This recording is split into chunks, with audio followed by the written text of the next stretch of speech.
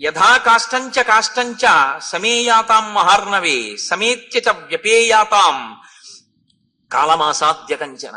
ఒక సముద్రంలో రెండు కట్టె పుల్లలు కొట్టుకుని వెళ్ళిపోతూ ఒకదాంతో ఒకటి ఇలా చేరి కొంత దూరం వెళ్ళిన తర్వాత ప్రవాహ వేగానికి రెండు కట్టె పుల్లలు విడిపోయి ఒకటి ఇటు ఒకటి అటు వెళ్ళిపోయి, అలా ఎక్కడో ఆవిడ పుడుతుంది, ఎక్కడో ఈయన పుడతాడు. కాలప్రవాహంలో ఎప్పుడో భార్యాభర్తలని కలుస్తారు, కలిసి వెడుతుంది ఆ జీవితం.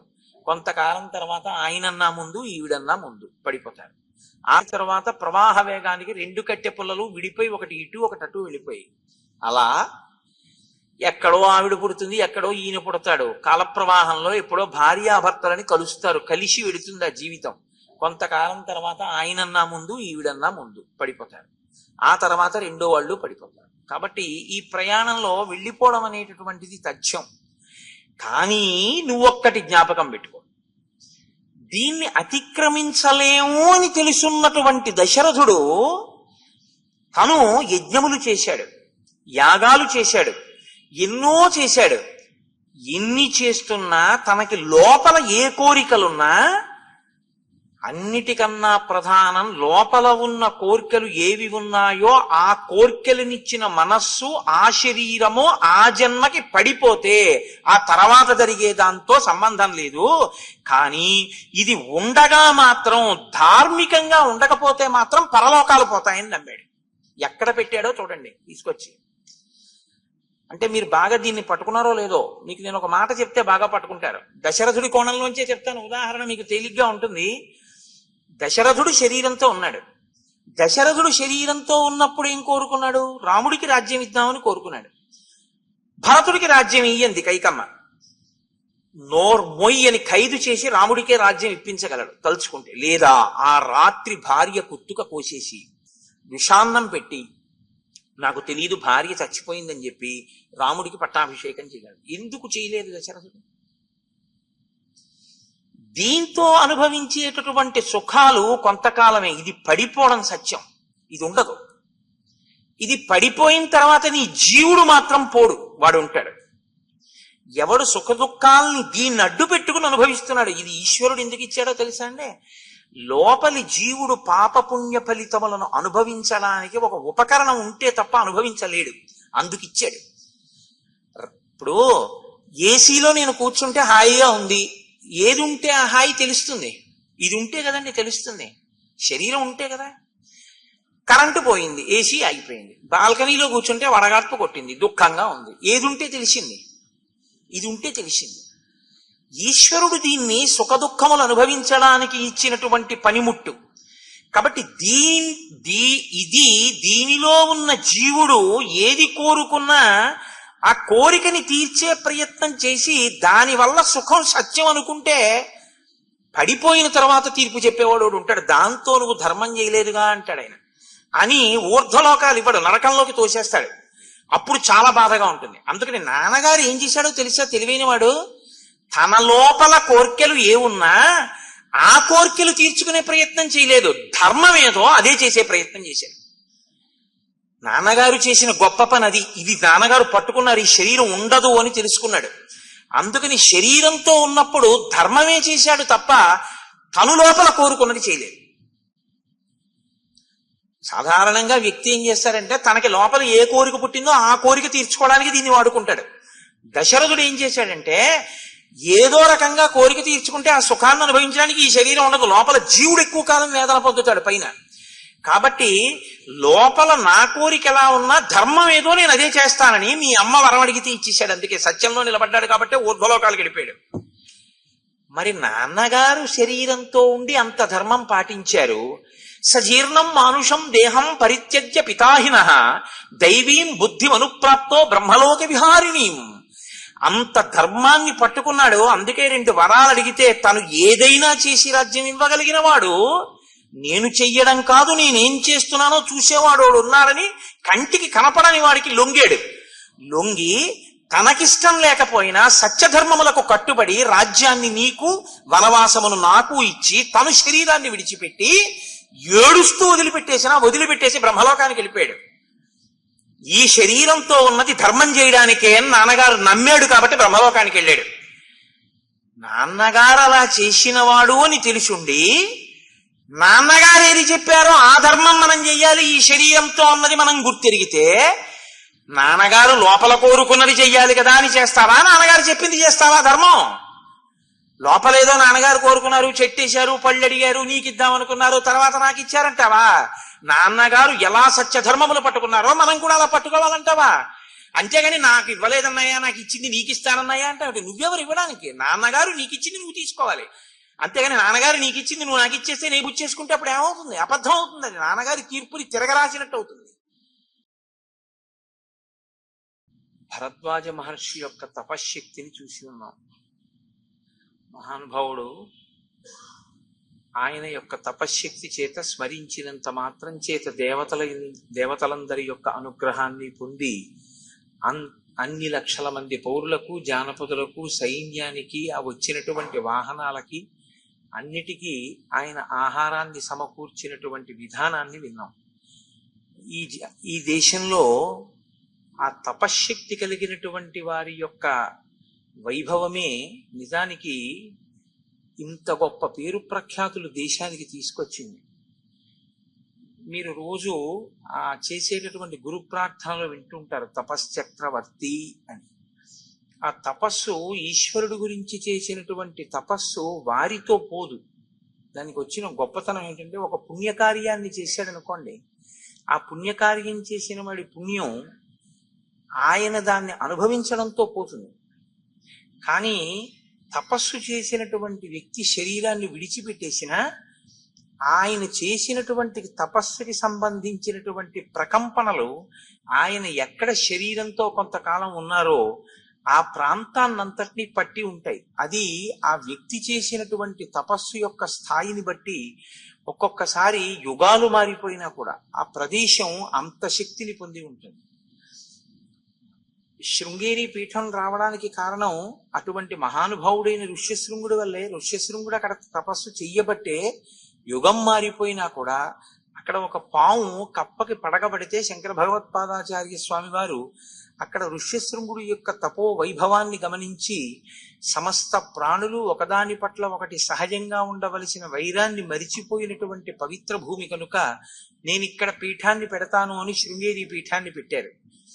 అంత గొప్ప స్థితి ఆ తపస్సుది. భరద్వాజ మహర్షి యొక్క తపస్సు అంటే ఎలా ఉంటుందో నిన్నటి రోజున మనం ఆ వైభవాన్ని తిలకించి ఉన్నాం.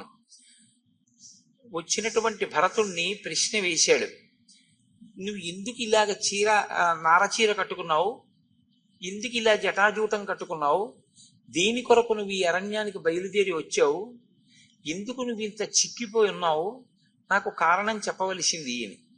అంటే భరతుడి యొక్క ప్రధాన ప్రయోజనం రాముణ్ణి అరణ్యం నుంచి అయోధ్యకి తీసుకుని వెళ్ళడం.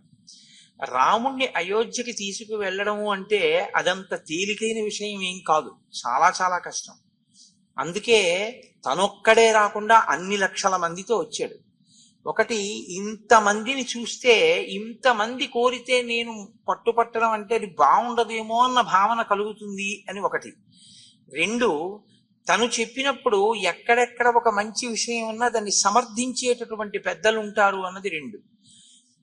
ఏ తల్లి వరమడిగిందో ఆ తల్లే భరతుడు మళ్ళీ రాముణ్ణి వెనక్కి రమ్మని అడుగుతున్నప్పుడు అంగీకరించి కూర్చుంటే రాముడు మెత్తబడతాడు అన్న కారణం మూడు. వశిష్ఠాది మహర్షులే వచ్చి మాట్లాడితే రాముడు తిరస్కరించడం అంత తేలిక కాదు అన్నది నాలుగు. ఈ కారణాలని దృష్టిలో పెట్టుకుని ఇంతమందితో కలిసి వెళ్ళాడు. కానీ రాముణ్ణి వెనక్కి తీసుకెళ్ళడం అనేటటువంటిది అంత తేలికైన విషయం కాదు. కాబట్టి ఇప్పుడు ఇది ఎలా ఉంటుందంటే, చాలా జటిలమైనటువంటి ఒక వ్యాజ్యంలో ఇద్దరు తలపండిపోయినటువంటి న్యాయవాదులు మాట్లాడుకుంటే ఎలా ఉంటుందో న్యాయస్థానంలో అలా ఉంటుంది. చాలా ఒకదాన్ని మించి ఒకటి శక్తివంతమైన ప్రతిపాదనలు తీసుకొస్తుంటాడు భరతుడు. ఇది ఎంత దూరం వెళ్ళిపోతుందంటే, మనం ఊహించడానికి వీలు లేని రీతిలో ఒకదాని తర్వాత ఒకటి ఆ ప్రతిపాదనలు తీసుకొస్తాడు.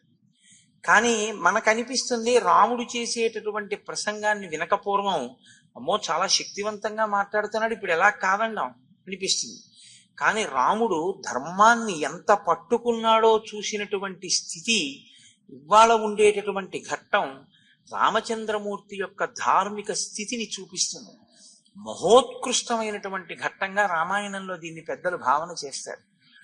కాబట్టి ఇప్పుడు భరతుడు రామచంద్రమూర్తి ప్రశ్న వేస్తే అన్నాడు, ఆర్యం తాతః పరిత్యజ్య కృత్వా కర్మ సుదుష్కురం గత స్వర్గం మహాబాహు పుత్ర శోకాభిపీడితః స్త్రియా నియుక్త కైకేయ్య మమ మాత్రా పరంతప చకార సుమహత్ పాపం ఇదమాత్మ యశోహరం సారాజ్య ఫలమప్రాప్య విధవా శోకకర్షిత పతిష్యతి మహాఘోరే నిరయే జననీ మమ. ఆయన అన్నాడు, మన తండ్రి గారైనటువంటి దశరథ మహారాజు గారు చాలా పుణ్యాత్ముడు. ఆయన నీకు యవ్వరాజ్య పట్టాభిషేకం చెయ్యాలి అని సంకల్పం చేశాడు. కానీ మా అమ్మ కైకేయి నా హృదయం తెలుసుకోకుండా ఆయన్ని నిగ్రహించింది, 2 వరాలు అడిగింది. ఈవిడ పట్టిన పట్టుదలని కాదనలేక 2 వరాలు ఆ కైకమ్మకిచ్చి, కైకమ్మ పట్టుదల వల్ల నాకు రాజ్యాన్ని సంక్రమింపచేసి నిన్ను విడిచి ఉండలేక రాజు స్వర్గస్థుడయ్యాడు. ఇప్పుడు స్వర్గస్థుడైనటువంటి రాజు తన కార్యాన్ని పూర్తి చేసుకుని తను చెయ్యవలసినటువంటి పని తాను చేసి వెళ్ళిపోయాడు. మా అమ్మ విధవైపోయింది. నాకు జ్యేష్ఠులకు చెందవలసినటువంటి రాజ్యాన్ని తీసుకోవడం, అటువంటి పాపపు పని చెయ్యడం నాకు ఇష్టం లేదు. కాబట్టి ఈ మాట కేవలం నేను చెప్తున్నది కాదు, ఈ ప్రజలు, జానపదులు, పౌరులు, ఈ దేశవాసులు, మంత్రులు, వశిష్ఠాది మహర్షులు, పురోహితులు అందరి కోరిక. నేను కేవలం నీకు తమ్ముణ్ణి కాను, నేను నీకు శిష్యుణ్ణి కూడా. నేను నీ దగ్గర ఎన్నో ధార్మిక విషయాలు నేర్చుకున్నవాణ్ణి. కాబట్టి శిష్యుడు పుత్రుడితో సమానుడు. పైగా నేను నీకు తమ్ముణ్ణి. తండ్రి లేని కారణం చేత జ్యేష్ఠుడవైనటువంటి నీవే నాకు తండ్రి వంటి వాడవు. కాబట్టి నీ పాదములు పట్టి ప్రార్థన చేస్తున్నాను, నువ్వు తిరిగి వచ్చేయవలసింది అని మంత్రుల వంక చూపించాడు. చూపించన్నాడు, తదిదం శాశ్వతం పిత్రియం సర్వం ప్రకృతి మండలం పూజితం పురుష వ్యాఘ్ర నాతిక్రమితుమర్హసి. ఈ మంత్రులు ఇవ్వాల్టి వాళ్ళు కాదు, అనేక వేల సంవత్సరములుగా మన వంశాన్నంతటినీ కూడా వాళ్ళు కాపాడుతూ మనకి మంత్రాంగం చేస్తూ వస్తున్న వాళ్ళు. వాళ్ళు కేవలం నేనేదో చెప్పానని నాకు సమర్థించడానికి వచ్చేటటువంటి స్వభావం ఉన్నవారు కారు. ఇంతమంది మంత్రులు కదిలి వచ్చి ఇవాళ నేను చెప్పిన మాటని సమర్థించి నిన్ను వేడుకుంటున్నారు అంటే నువ్వు రాజ్యానికి తిరిగి రావలసినటువంటి అవసరం ఎంతటి బలమైనదో నువ్వు గమనించవలసింది. కాబట్టి నేను చేతులు జోడించి కన్నీరు కారుస్తూ దుఃఖంతో నాకు అక్కర్లేని రాజ్యాన్ని అమ్మ నా నెత్తిన రుద్దిందని పరమ బాధతో అడుగుతున్నాను. ఈ రాజ్యాన్ని నువ్వు తప్ప వేరొకరు వహించగలిగిన వాడు లేడు. కాబట్టి నువ్వు తిరిగి వచ్చేసేయి, ఈ రాజ్యాన్ని స్వీకరించు అంటే రాముడు అన్నాడు, కులీనః సత్వసంపన్నః తేజస్వీ చలితవ్రత. నీవు మంచి వంశంలో పుట్టినటువంటి వాడివి, సత్వగుణ సంపన్నుడవు, బలశాలివి, సత్ప్రవర్తన కలిగినటువంటి వాడివి. ఇటువంటి మంచి గుణములు కలిగినటువంటి నువ్వు ఇలా మాట్లాడడంలో ఏమీ ఆశ్చర్యం లేదు. కనుకనే రాజ్యాన్ని నీకు తండ్రి ఇచ్చినా కూడా నాకొద్దు, నువ్వే రాజ్యం పుచ్చుకో అంటున్నావు. అంతవరకు సరే. కానీ నేను ఒక్క మాట చెప్తాను, జాగ్రత్తగా విను. నదోషం తయి పశ్యామి సూక్ష్మమప్యరిసూదన నచాపి జననీం బాల్యాత్ త్వం విగర్హితుమర్హసి. మీ అమ్మని నువ్వు పదే పదే విమర్శిస్తున్నావు, మీ అమ్మని నింద చేస్తున్నావు. మా అమ్మ రాజ్యం పుచ్చుకుంది, మా అమ్మ రాజ్యం పుచ్చుకుంది అని. నేను నీతో ఒక మాట చెప్తాను, బాగా గమనించు. అసలు మీ అమ్మ చేసిన దాంట్లో లేదా మన అమ్మ చేసిన దాంట్లో నాకు లేశమాత్రం కించిత్ దోషం కూడా నాకు ఎక్కడా కనపట్టలేదు. ఎందుకు కనపట్టలేదు అంటావేమో. నువ్వు రాజ్యానికి తిరిగి రావడం ఇష్టం లేక కైకమ్మ చేసినటువంటి పని సమర్థిస్తున్నాను అనుకుంటున్నావేమో. నేను నీతో ఒక ధర్మ సూక్ష్మం చెప్తాను, నువ్వు బాగా ఆలోచించు.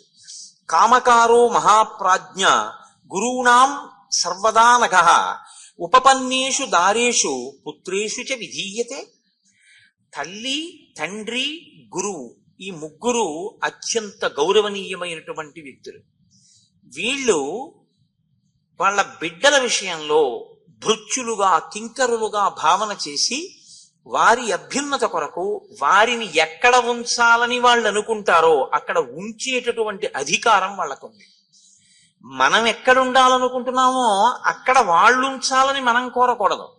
వాళ్ళు మననెక్కడ ఉంచుదాం అనుకున్నారో అక్కడ మనం ఉండడం మనకి శ్రేయస్కరం. అది ధర్మ సూక్ష్మం. వాళ్ళు చెప్పినది మనం వినాలి. కాబట్టి ఇప్పుడు మీ తల్లి కైకమ్మకి కాని నా తండ్రి దశరథ మహారాజు గారికి కాని స్వతహాగా ఒక అధికారం ఉంది. మీ అమ్మ నువ్వు ఎక్కడుండాలో, ఏం చెయ్యాలో, ఎలా ఉండాలో కోరుకునేటటువంటి అధికారం, శాసించే అధికారం మీ తల్లిగారికి ఉంది. అలాగే నేనెక్కడుండాలో, ఏం చెయ్యాలో చెప్పేటటువంటి అధికారం మన తండ్రి గారికి ఉంది. తప్ప ఇవాళ నీకు రాజ్యం ఇష్టం లేదు, నీకు రాజ్యం ఇష్టం లేదు కాబట్టి నన్ను రమ్మని ప్రార్థన చేస్తున్నావు. నీకు రాజ్యం ఇష్టం లేదన్నది ప్రధానమా, నిన్ను రాజ్యాల్లో తండ్రి కూర్చోపెట్టారన్నది ప్రధానమా? నీకు రాజ్యం ఇచ్చింది ఎవరు? నువ్వు కాదు, నువ్వు పుచ్చుకోలేదు, తండ్రి ఇచ్చాడు. ఇప్పుడు నువ్వు పుచ్చుకోను అంటే ఏ కొడుకుని ఎక్కడ ఎలా నియోగించాలో అలా నియోగించగలిగినటువంటి సహజమైన అధికారమున్న తండ్రి యొక్క ఆ స్థితిని మనం ప్రశ్నించినట్టు అవుతుంది. తండ్రి నిన్ను అలా పెట్టాడు, నన్ను ఇలా పెట్టాడు. నిన్ను అలా పెట్టడంలో కష్టం వచ్చింది అని నువ్వు అనకూడదు. ఎందుకో తెలుసా? వనేవా చీరవసనం సౌమ్య కృష్ణాజినంబరం రాజ్యేవాపి మహారాజో మాం వాసగితుమీశ్వర. ఆయన నన్ను కృష్ణాజినం కట్టుకుని అరణ్యంలో ఉండమని చెప్పినా ఆయన నాకు తండ్రే. కాదు నాన్న రామ నువ్వు రాజ్యం చెయ్యి అని చెప్పినా నాకు తండ్రే. తండ్రి అంటే నన్ను ఎక్కడ ఎందుకు ఎలా నియోగించాలో అలా నియోగించడానికి పూర్తి స్వాతంత్ర్యము అధికారము కలిగినటువంటి వాడు. అంతేకాని నీకు రాజ్యం ఇష్టం లేదు కాబట్టి నీకు రాజ్యం ఇవ్వడం నాన్న చేసిన తప్పని, నన్ను అరణ్యానికి పంపాడు కాబట్టి నన్ను అరణ్యానికి పంపడం నాన్న చేసిన తప్పని, మీ అమ్మ వరాలు అడిగి నీకు రాజ్యం ఇప్పించింది కాబట్టి అలా అడగడం మీ అమ్మ తప్పని, అమ్మా నాన్నల తప్పులు విచారణ చేయడానికి పిల్లలు కూర్చుంటే వాళ్ళ తప్పుల మీద పిల్లలు తీర్పు చెప్తే అప్పుడు వాళ్ళది కాదు పోయిన ధర్మం, మనది పోయిన ధర్మం. కాబట్టి నువ్వు ధర్మాన్ని కోరుకున్నవాడివైతే నువ్వు నన్ను రమ్మని అడగకూడదు, రాజ్యం నాకిస్తానని అడగకూడదు. నాన్నగారు ఏది చెప్పారో నువ్వు చెయ్యాలి. నాన్నగారు నన్ను ఏది చెయ్యమన్నారో అది నన్ను చేసుకోనివ్వాలి. అప్పుడు నువ్వు ధర్మంలో నిలబడిన వాడివి, నన్ను ధర్మం చేయనిచ్చిన వాడివి. అలా నన్ను నా ధర్మంలో నిలబెట్టి నీ ధర్మంలో నువ్వు నిలబెట్టిన నాడు నువ్వు సుపుత్రుడవు, నేను సుపుత్రుణ్ణి. నన్ను అలా మర్యాదగా బతకనిచ్చి పుత్రధర్మాన్ని నిలబెట్టుకోనిచ్చావు కాబట్టి నాకు నిజమైన తమ్ముడవు, నాకు శిష్యుడవు. తప్ప కేవలం ప్రేమ చేత నేను మీ శిష్యుణ్ణి, నేను మీ తమ్ముణ్ణి, మీరు రాజ్యానికి వచ్చేయండి అంటే నీకు సంతోషంగా ఉంటుందేమో, కానీ అది ధర్మమా? అలా చెయ్యొచ్చా మనం? అలా చేస్తే ఊర్ధ్వలోకాల్లో ఉన్న తండ్రి గారు సంతోషిస్తారా? ఇక్కడ మీ అమ్మకది గౌరవమా? నీకు ఇష్టం లేదు కాబట్టి మీ అమ్మని ఎందుకు నిందిస్తాను? మీ అమ్మకి ఇష్టమైన పని నువ్వు చెయ్యాలని కోరుకో. ఇంతమంది ఇలా చెప్తే నేను వస్తాననుకుని వచ్చావు, కానీ ఇంతమంది చెప్పారని నేను చేసినా నాన్నగారు చెప్పిన పని చేసిన వాడిని అవుతానా, చెయ్యని వాడిని అవుతానా? ఆలోచించు. ఇది రాముడు అంటే. ఎంత జటిలంగా ఉంటాయో చూడండి. ఆ వాద ప్రతివాదాలు ఏదో తలలు పండిపోయిన న్యాయమూర్తులు ఎలా మాట్లాడతారో అలా ఉంటుంది. ఎప్పటికప్పుడు ఎవరు మాట్లాడింది వాళ్ళదే చాలా గొప్పగా ఉందనిపిస్తుంది. కాబట్టి ఇప్పుడు మనం ఎలా ఉండాలి అన్నదానికి ఒక ప్రమాణం ఉంది. ప్రమాణము అంటే సిద్ధాంతం. దాన్ని మనం ఆదర్శంగా స్వీకరించవలసి ఉంటుంది, గౌరవవాక్యంగా స్వీకరించవలసి ఉంటుంది. కాబట్టి మనం ఎవరి మాటని మనం ప్రమాణంగా తీసుకుని పాటించాలి, ఎవరి మాటని మనం ఆదర్శంగా తీసుకోవాలి. ఇంకా దాన్ని మనమేం విమర్శించక్కర్లేదు, మన బుద్ధి పెట్టక్కర్లేదు, మనమేం ఆలోచన చెయ్యక్కర్లేదు అన్న విషయాన్ని ఎవరి మాట విషయంలో మనం అలా పట్టించుకోవలసి ఉంటుంది. సచ ప్రమాణం ధర్మాత్మ రాజా లోక గురుస్తవ పిత్రా దత్తం యథాభాగం ఉపభోక్తం త్వమర్హసి. నీకు చెప్పడానికైనా అధికారం ఉన్నవాడు ఒక్కడే ఉన్నాడు. ఇలా చెయ్యి అంటే అది మనకి ఉపయుక్తమా ఉపయుక్తం కాదా అని మన వైపు నుంచి ఆలోచన చెయ్యడం కాకుండా, ఎవరు చెప్తే నువ్వు చేస్తే ధర్మం అవుతుందో, ఎవరు చెప్తే నేను చేస్తే ధర్మం అవుతుందో వాడు తండ్రి ఒక్కడే. తండ్రి చెప్పినదే ధర్మం. తండ్రి గారు ఏం చెయ్యమంటే అది చెయ్యడమే పుత్రుడి ధర్మం.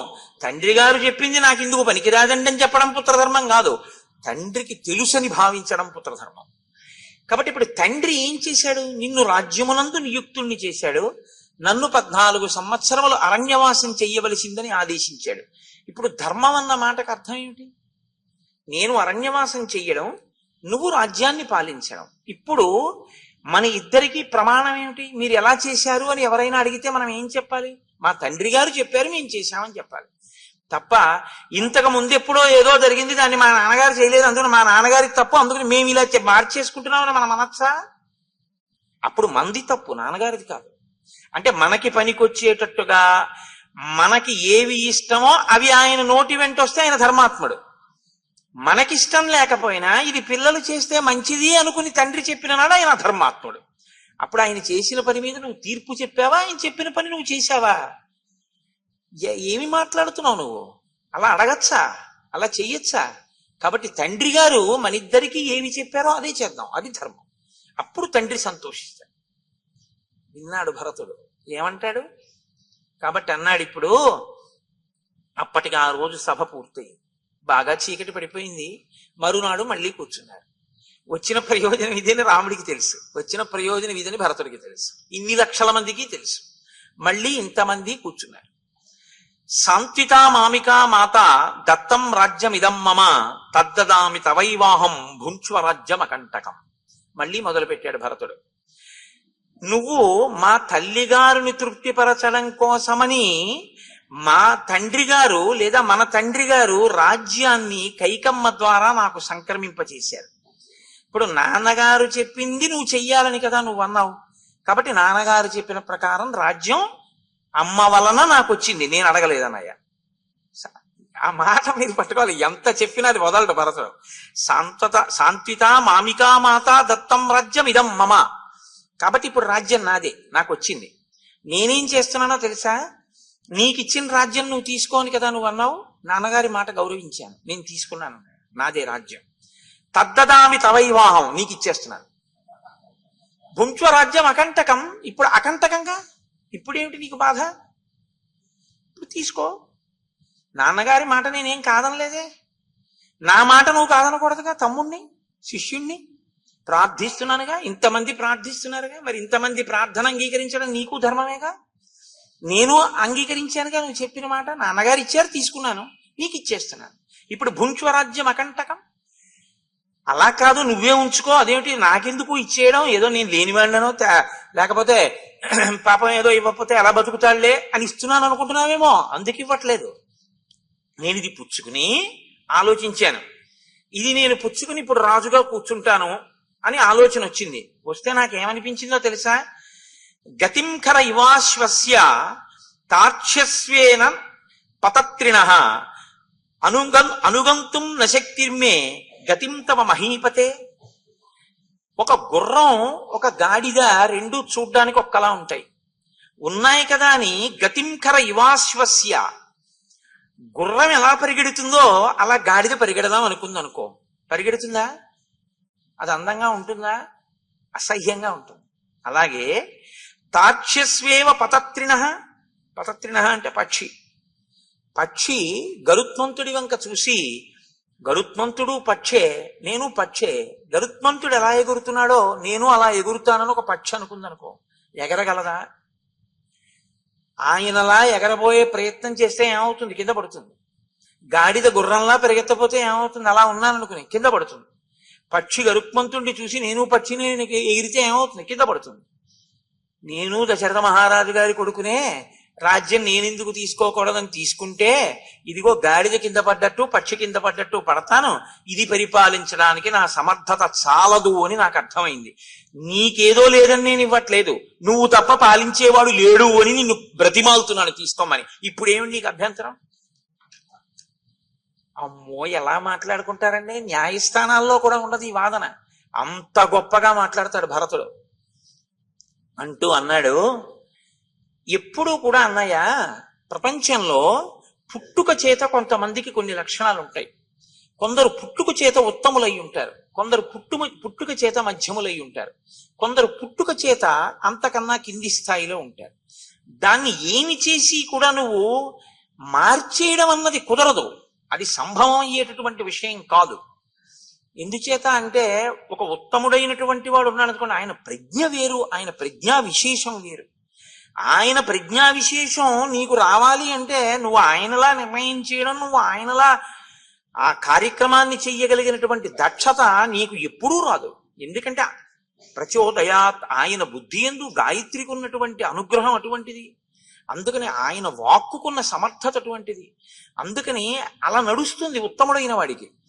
అన్నయ్య నువ్వు ఉత్తముడివి, ఉత్తముడు చేయవలసిన పని చెయ్యకుండా చాలా కింది స్థాయి వాడు చేయవలసిన పని చేస్తే అసహ్యంగా ఉంటుంది. అలా చేయకూడదు. ఉత్తముడు నడిపించాలి. కాబట్టి చాలా మందికి శ్రేయస్సుని ఉత్తముడు కల్పించాలి. ఎందుకంటే ఆ సమర్థత ఆయన యందు ప్రకాశించింది. కాబట్టి ప్రకాశించని వాడు ఏం చేయాలి? తనంత తాను ప్రకాశించలేడు కనుక ఉత్తముడైన వాడిని అనుగమించాలి. అనుగమిస్తే అవుతున్న ఆయన ఫలితాల్ని ఈయనకి కట్టబెడతాడు తీసుకొచ్చి.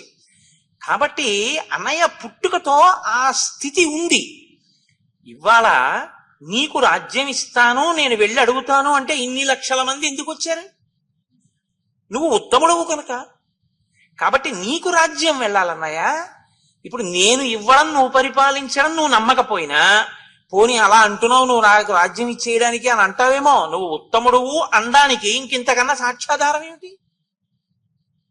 కాబట్టి నువ్వు రాజ్యం తీసుకోవాలి, అంతేకాని నేను తీసుకోను అంటే ఏమిటనయ్యా? అలా అనకూడదు, తప్పది. ఉత్తముడు తన ప్రజ్ఞని దాచుకున్నట్టు అవుతున్నప్పుడు. నడిపించవలసిన వాడు నడిపించకుండా కూర్చున్నాడు అనుకోండి, పాడైపోయిన వాళ్ళు పాడైపోవడానికి కారణం ఉత్తముడే అవుతాడు. ఎందుకని?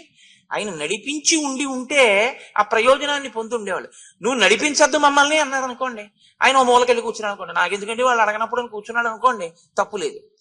ఏమయ్యా నువ్వు మమ్మల్ని నడిపించవయ్యా అని బతిమాలి బామాలి ఏడ్చి తలకొట్టుకుని కాళ్ళ మీద పడినా భీష్మిస్తే వీళ్ళందరూ పాడైపోతే ఎవరిదా పాపం?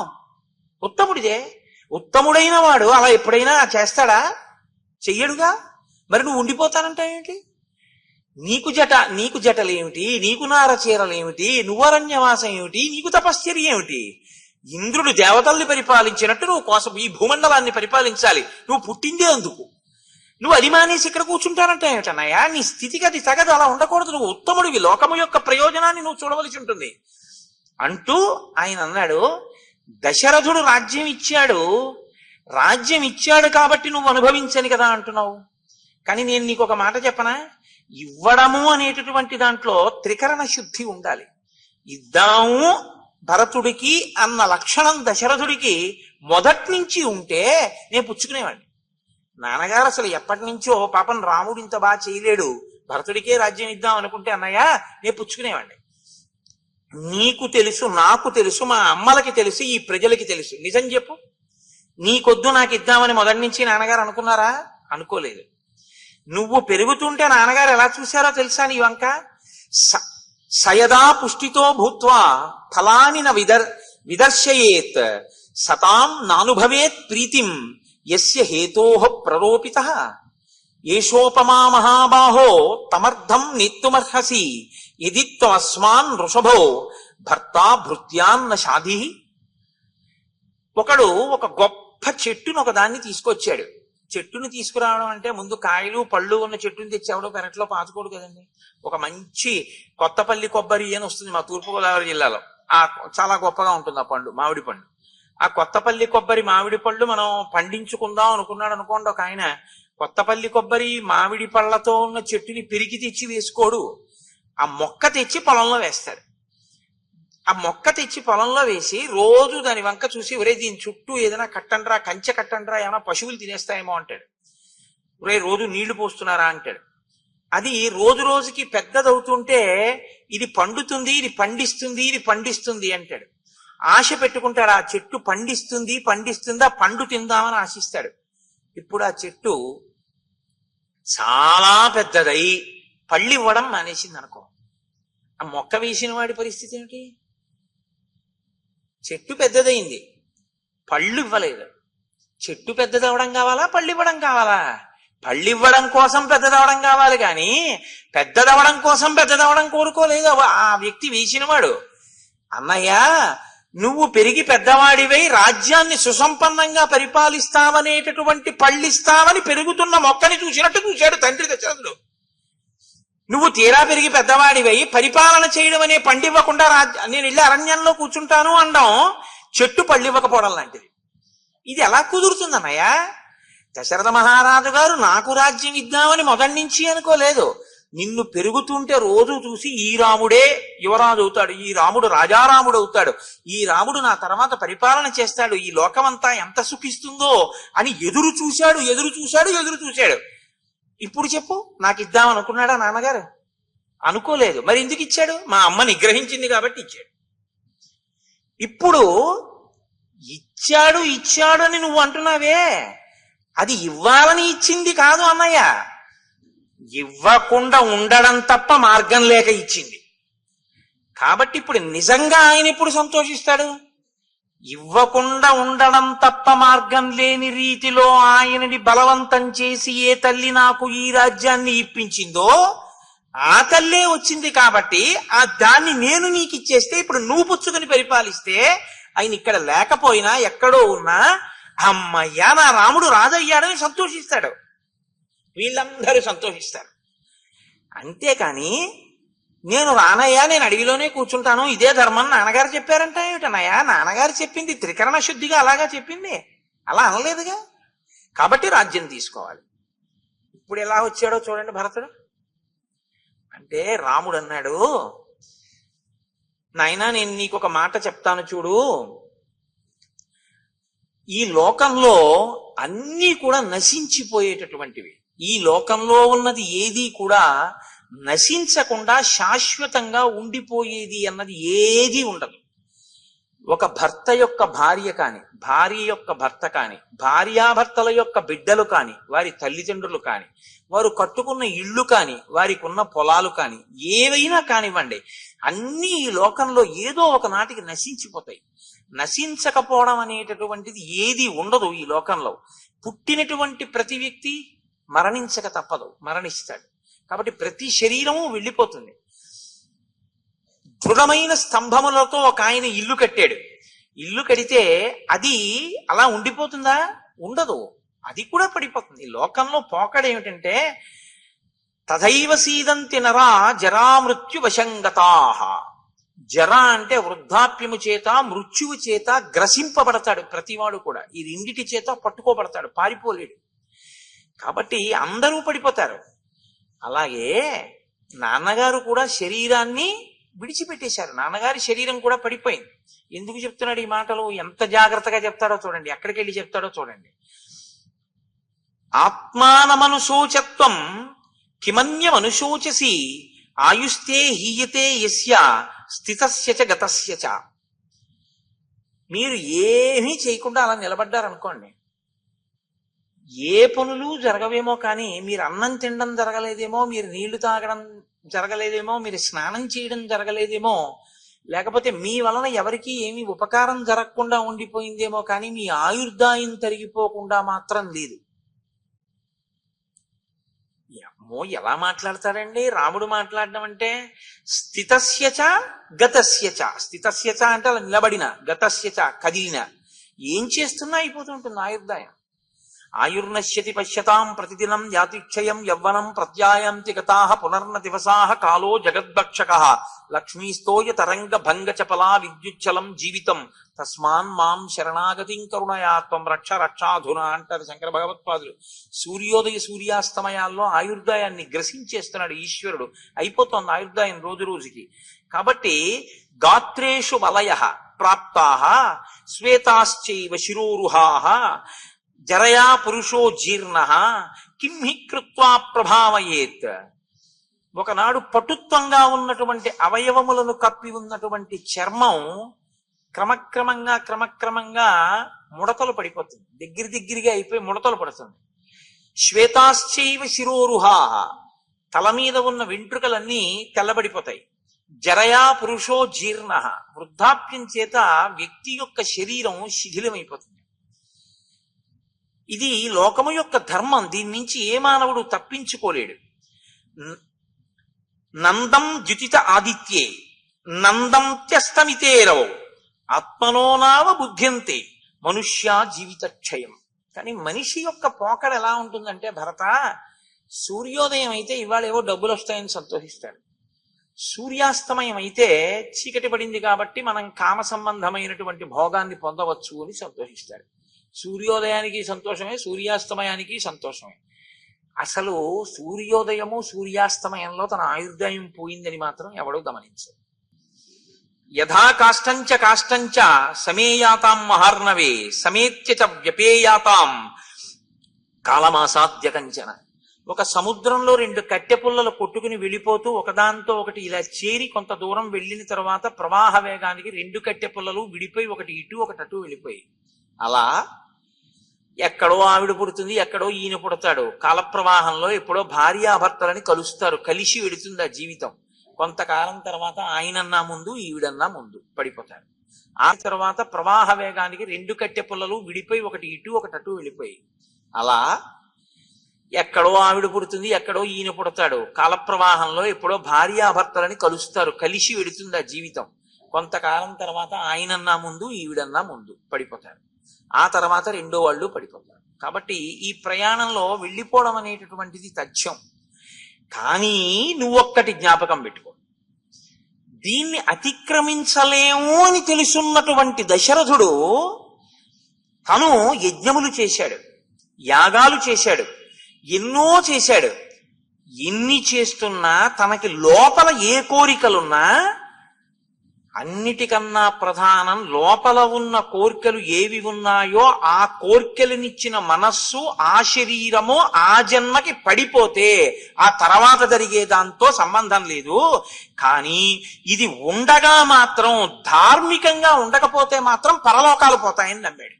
ఎక్కడ పెట్టాడో చూడండి తీసుకొచ్చి. అంటే మీరు బాగా దీన్ని పట్టుకున్నారో లేదో, మీకు నేను ఒక మాట చెప్తే బాగా పట్టుకుంటారు. దశరథుడి కోణంలోంచే చెప్తాను, ఉదాహరణ మీకు తేలిగ్గా ఉంటుంది. దశరథుడు శరీరంతో ఉన్నాడు. దశరథుడు శరీరంతో ఉన్నప్పుడు ఏం కోరుకున్నాడు? రాముడికి రాజ్యం ఇద్దామని కోరుకున్నాడు. భరతుడికి రాజ్యం ఇయ్యంది కైకమ్మ.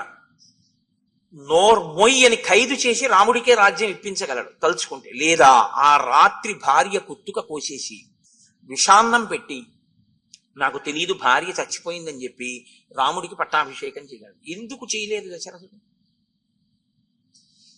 దీంతో అనుభవించేటటువంటి సుఖాలు కొంతకాలమే. ఇది పడిపోవడం సత్యం, ఇది ఉండదు. ఇది పడిపోయిన తర్వాత నీ జీవుడు మాత్రం పోడు, వాడు ఉంటాడు. ఎవడు సుఖ దుఃఖాలని దీన్ని అడ్డు పెట్టుకుని అనుభవిస్తున్నాడు. ఇది ఈశ్వరుడు ఎందుకు ఇచ్చాడో తెలుసా అండి? లోపలి జీవుడు పాపపుణ్య ఫలితములను అనుభవించడానికి ఒక ఉపకరణం ఉంటే తప్ప అనుభవించలేడు, అందుకిచ్చాడు. ఇప్పుడు ఏసీలో నేను కూర్చుంటే హాయిగా ఉంది, ఏది ఉంటే ఆ హాయి తెలుస్తుంది? ఇది ఉంటే కదండి తెలుస్తుంది, శరీరం ఉంటే కదా. కరెంటు పోయింది, ఏసీ ఆగిపోయింది, బాల్కనీలో కూర్చుంటే వడగాడ్పు కొట్టింది, దుఃఖంగా ఉంది, ఏది ఉంటే తెలిసింది? ఇది ఉంటే తెలిసింది. ఈశ్వరుడు దీన్ని సుఖ దుఃఖములు అనుభవించడానికి ఇచ్చినటువంటి పనిముట్టు. కాబట్టి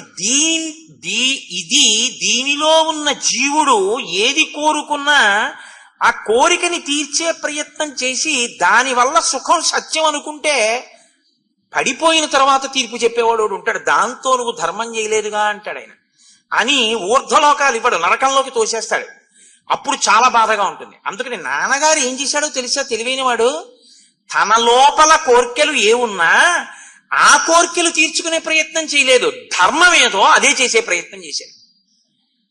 నాన్నగారు చేసిన గొప్ప పని అది. ఇది నాన్నగారు పట్టుకున్నారు, ఈ శరీరం ఉండదు అని తెలుసుకున్నాడు. అందుకని శరీరంతో ఉన్నప్పుడు ధర్మమే చేశాడు తప్ప తను లోపల కోరుకున్నది చేయలేదు. సాధారణంగా వ్యక్తి ఏం చేస్తారంటే తనకి లోపల ఏ కోరిక పుట్టిందో ఆ కోరిక తీర్చుకోవడానికి దీన్ని వాడుకుంటాడు. దశరథుడు ఏం చేశాడంటే ఏదో రకంగా కోరిక తీర్చుకుంటే ఆ సుఖాన్ని అనుభవించడానికి ఈ శరీరం ఉండదు, లోపల జీవుడు ఎక్కువ కాలం వేదన పొందుతాడు పైన. కాబట్టి లోపల నా కోరిక ఎలా ఉన్నా ధర్మం ఏదో నేను అదే చేస్తానని మీ అమ్మ వరం అడిగితే ఇచ్చేశాడు. అందుకే సత్యంలో నిలబడ్డాడు కాబట్టి ఊర్ధ్వలోకాలు గడిపాడు. మరి నాన్నగారు శరీరంతో ఉండి అంత ధర్మం పాటించారు, సజీర్ణం మానుషం దేహం పరిత్యజ్య పితాహిన దైవీం బుద్ధిమనుప్రాప్తో బ్రహ్మలోక విహారిణీం. అంత ధర్మాన్ని పట్టుకున్నాడు. అందుకే 2 వరాలు అడిగితే తను ఏదైనా చేసి రాజ్యం ఇవ్వగలిగిన వాడు, నేను చెయ్యడం కాదు నేనేం చేస్తున్నానో చూసేవాడు ఉన్నాడని కంటికి కనపడని వాడికి లొంగాడు. లొంగి తనకిష్టం లేకపోయినా సత్యధర్మములకు కట్టుబడి రాజ్యాన్ని నీకు వనవాసమును నాకు ఇచ్చి తను శరీరాన్ని విడిచిపెట్టి ఏడుస్తూ వదిలిపెట్టేసి బ్రహ్మలోకానికి వెళ్ళిపోయాడు. ఈ శరీరంతో ఉన్నది ధర్మం చేయడానికే అని నాన్నగారు నమ్మాడు కాబట్టి బ్రహ్మలోకానికి వెళ్ళాడు. నాన్నగారు అలా చేసినవాడు అని తెలుసుండి నాన్నగారు ఏది చెప్పారో ఆ ధర్మం మనం చెయ్యాలి, ఈ శరీరంతో ఉన్నది మనం గుర్తిరిగితే నాన్నగారు లోపల కోరుకున్నది చెయ్యాలి కదా అని చేస్తావా? నాన్నగారు చెప్పింది చేస్తావా ధర్మం? లోపలేదో నాన్నగారు కోరుకున్నారు, చెట్టేశారు, పళ్ళు అడిగారు, నీకు ఇద్దామనుకున్నారు, తర్వాత నాకు ఇచ్చారంటావా? నాన్నగారు ఎలా సత్యధర్మములు పట్టుకున్నారో మనం కూడా అలా పట్టుకోవాలంటావా? అంతేగాని నాకు ఇవ్వలేదన్నాయా, నాకు ఇచ్చింది నీకు ఇస్తానన్నాయా అంటే నువ్వెవరు ఇవ్వడానికి? నాన్నగారు నీకు ఇచ్చింది నువ్వు తీసుకోవాలి. అంతేగాని నాన్నగారు నీకు ఇచ్చింది నువ్వు నాకు ఇచ్చేస్తే నేను బుచ్చేసుకుంటే అప్పుడు ఏమవుతుంది? అబద్ధం అవుతుంది. అది నాన్నగారి తీర్పుని తిరగరాసినట్టు అవుతుంది. కాబట్టి ఎలా చెల్లుతుంది అనుకుంటున్నావు? ఎలా మాట్లాడుతున్నావు ఇలా నువ్వు? అమ్మో ఏమి మేధాశక్తి అండి ఒక్కొక్కళ్ళది, ఎవరిది వింటే వాళ్ళది. ఇప్పుడు ఎలా దీనికి జవాబు చెప్పడం అనిపిస్తుంది. కానీ భరతుడు రాముణ్ణి తీసుకెళ్లే ప్రయత్నం చేస్తాడు, రాముడు ధర్మాన్ని పట్టుకుని మాట్లాడతాడు. కాబట్టి నేను రాకూడదలాగా అంటూ ఆత్మానమనుతిష్టత్వం స్వభావేన నరశభ విశామ్యతు శుభం వృత్తం పితుర్దశరథస్య సహా. నువ్వు బాగా గుర్తుపెట్టుకో, ఏ విధంగా దశరథ మహారాజు గారు ధార్మికమైన ప్రవర్తనతో ఉండి అభ్యున్నతిని పొంది బ్రహ్మలోకాన్ని పొందారో మనం కూడా తండ్రి కొడుకులుగా అలాగే ధర్మాన్ని పట్టుకోవాలి. అలాగే ధర్మాన్ని పట్టుకోవాలి అంటే నాన్నగారు ఏం చెప్పారో అది చెయ్యడమే పుత్రధర్మం. నాన్నగారు నన్ను వనవాసం చేయమన్నారు, నిన్ను రాజ్యాన్ని పరిపాలించమన్నారు, కాబట్టి నువ్వు రాజ్యాన్ని పరిపాలించు, నేను వనవాసం చేస్తాను, అంతే ధర్మం. తప్ప నువ్వు నన్ను రమ్మనకూడదు, నేను రాకూడదు. అయిపోయిందా అక్కడికి? ఆ వాదన అక్కడతో అలా పూర్తయిపోయింది. ఇప్పుడు మళ్ళీ భరతుడు ఇంకొక వాదన తీసుకున్నాడు. తీసుకుని ఆయన అన్నాడు, అన్నయ్య ప్రోషితే మయ్యత్ పాపం మాత్రా మత్కారణాత్కృతం క్షుద్రయా తదవిష్టం మే ప్రసీదతు భవాన్మమ ధర్మబంధేన బద్ధోస్మి తేనేమాం నేహమాతరం హన్మి తీవ్రేణ దండేన దండార్హాం పాపకారిణి. రాజ్యాన్ని దశరథ మహారాజు గారు నాకు ఇచ్చారు అన్న మాట పరమసత్యమే అన్నయ్య. నాన్నగారు తనంత తానిచ్చారా, లేకపోతే నాన్నగారు నాకు రాజ్యం ఇవ్వడంలో మధ్యలో ఎవరైనా ఉన్నారా? ఉన్నారు. ఎవరున్నారు? ఒక పాపచారిణి ఉంది, పాపం చేసిన ఆవిడ ఉంది. ఎందుకు పాపచారిణి అని అంటున్నానో తెలుసా? ఇచ్చేవాడు ఇద్దామనుకున్నా పుచ్చుకునేవాడికి పుచ్చుకుందామన్న కోరిక ఉండాలా, అప్పుడేగా ఇవ్వడం పుచ్చుకోవడం పూర్తవుతుంది. మీరు నాకు 100 రూపాయలు ఇద్దాం అనుకున్నారండి, నేను పుచ్చుకుంటే కదా మీరు ఇవ్వడానికి. నేను పుచ్చుకోనంటే మీరు ఎలా పుచ్చుకుంటారు? నేను పుచ్చుకుంటానో పుచ్చుకోనో తెలియకుండా నేను ఇస్తాను లేండని పుచ్చుకున్నారు అనుకోండి ఇంకో ఆయన, ఇప్పుడు ఆయన పాపం చేసిన వాడా కాదా? ఇప్పుడు నేను వద్దన్నాను అనుకోండి, ఆయనకని ఇచ్చేసాను నేను ఎలా తీసుకుంటానన్నారు అనుకోండి, ఇప్పుడు మధ్యలో తీసుకున్న 100 రూపాయలు ఏమవుతుంది? దానికి ఎవడు బాధ్యత? నేను ఎప్పుడన్నా రాజ్యం అడిగానా? నీకు రాజ్యం ఇవ్వద్దని నాన్నగారితో చెప్పానా? రాజ్యం కావాలి అన్నట్టుగా సూచనప్రాయంగా నేను ఎప్పుడన్నా ప్రవర్తించానా? నన్ను అడగకుండా మా అమ్మ ఎందుకు అడిగింది రాజ్యం? మా అమ్మ అడిగిందని దశరథుడు ఇచ్చేయడం ఏమిటి? అప్పుడు అసలు నా మనసు ఎరగకుండా నేను పుచ్చుకుంటానో పుచ్చుకోనో తెలియకుండా ఇచ్చింది నాకు ఇవ్వడం ఎలా అయిందనయా?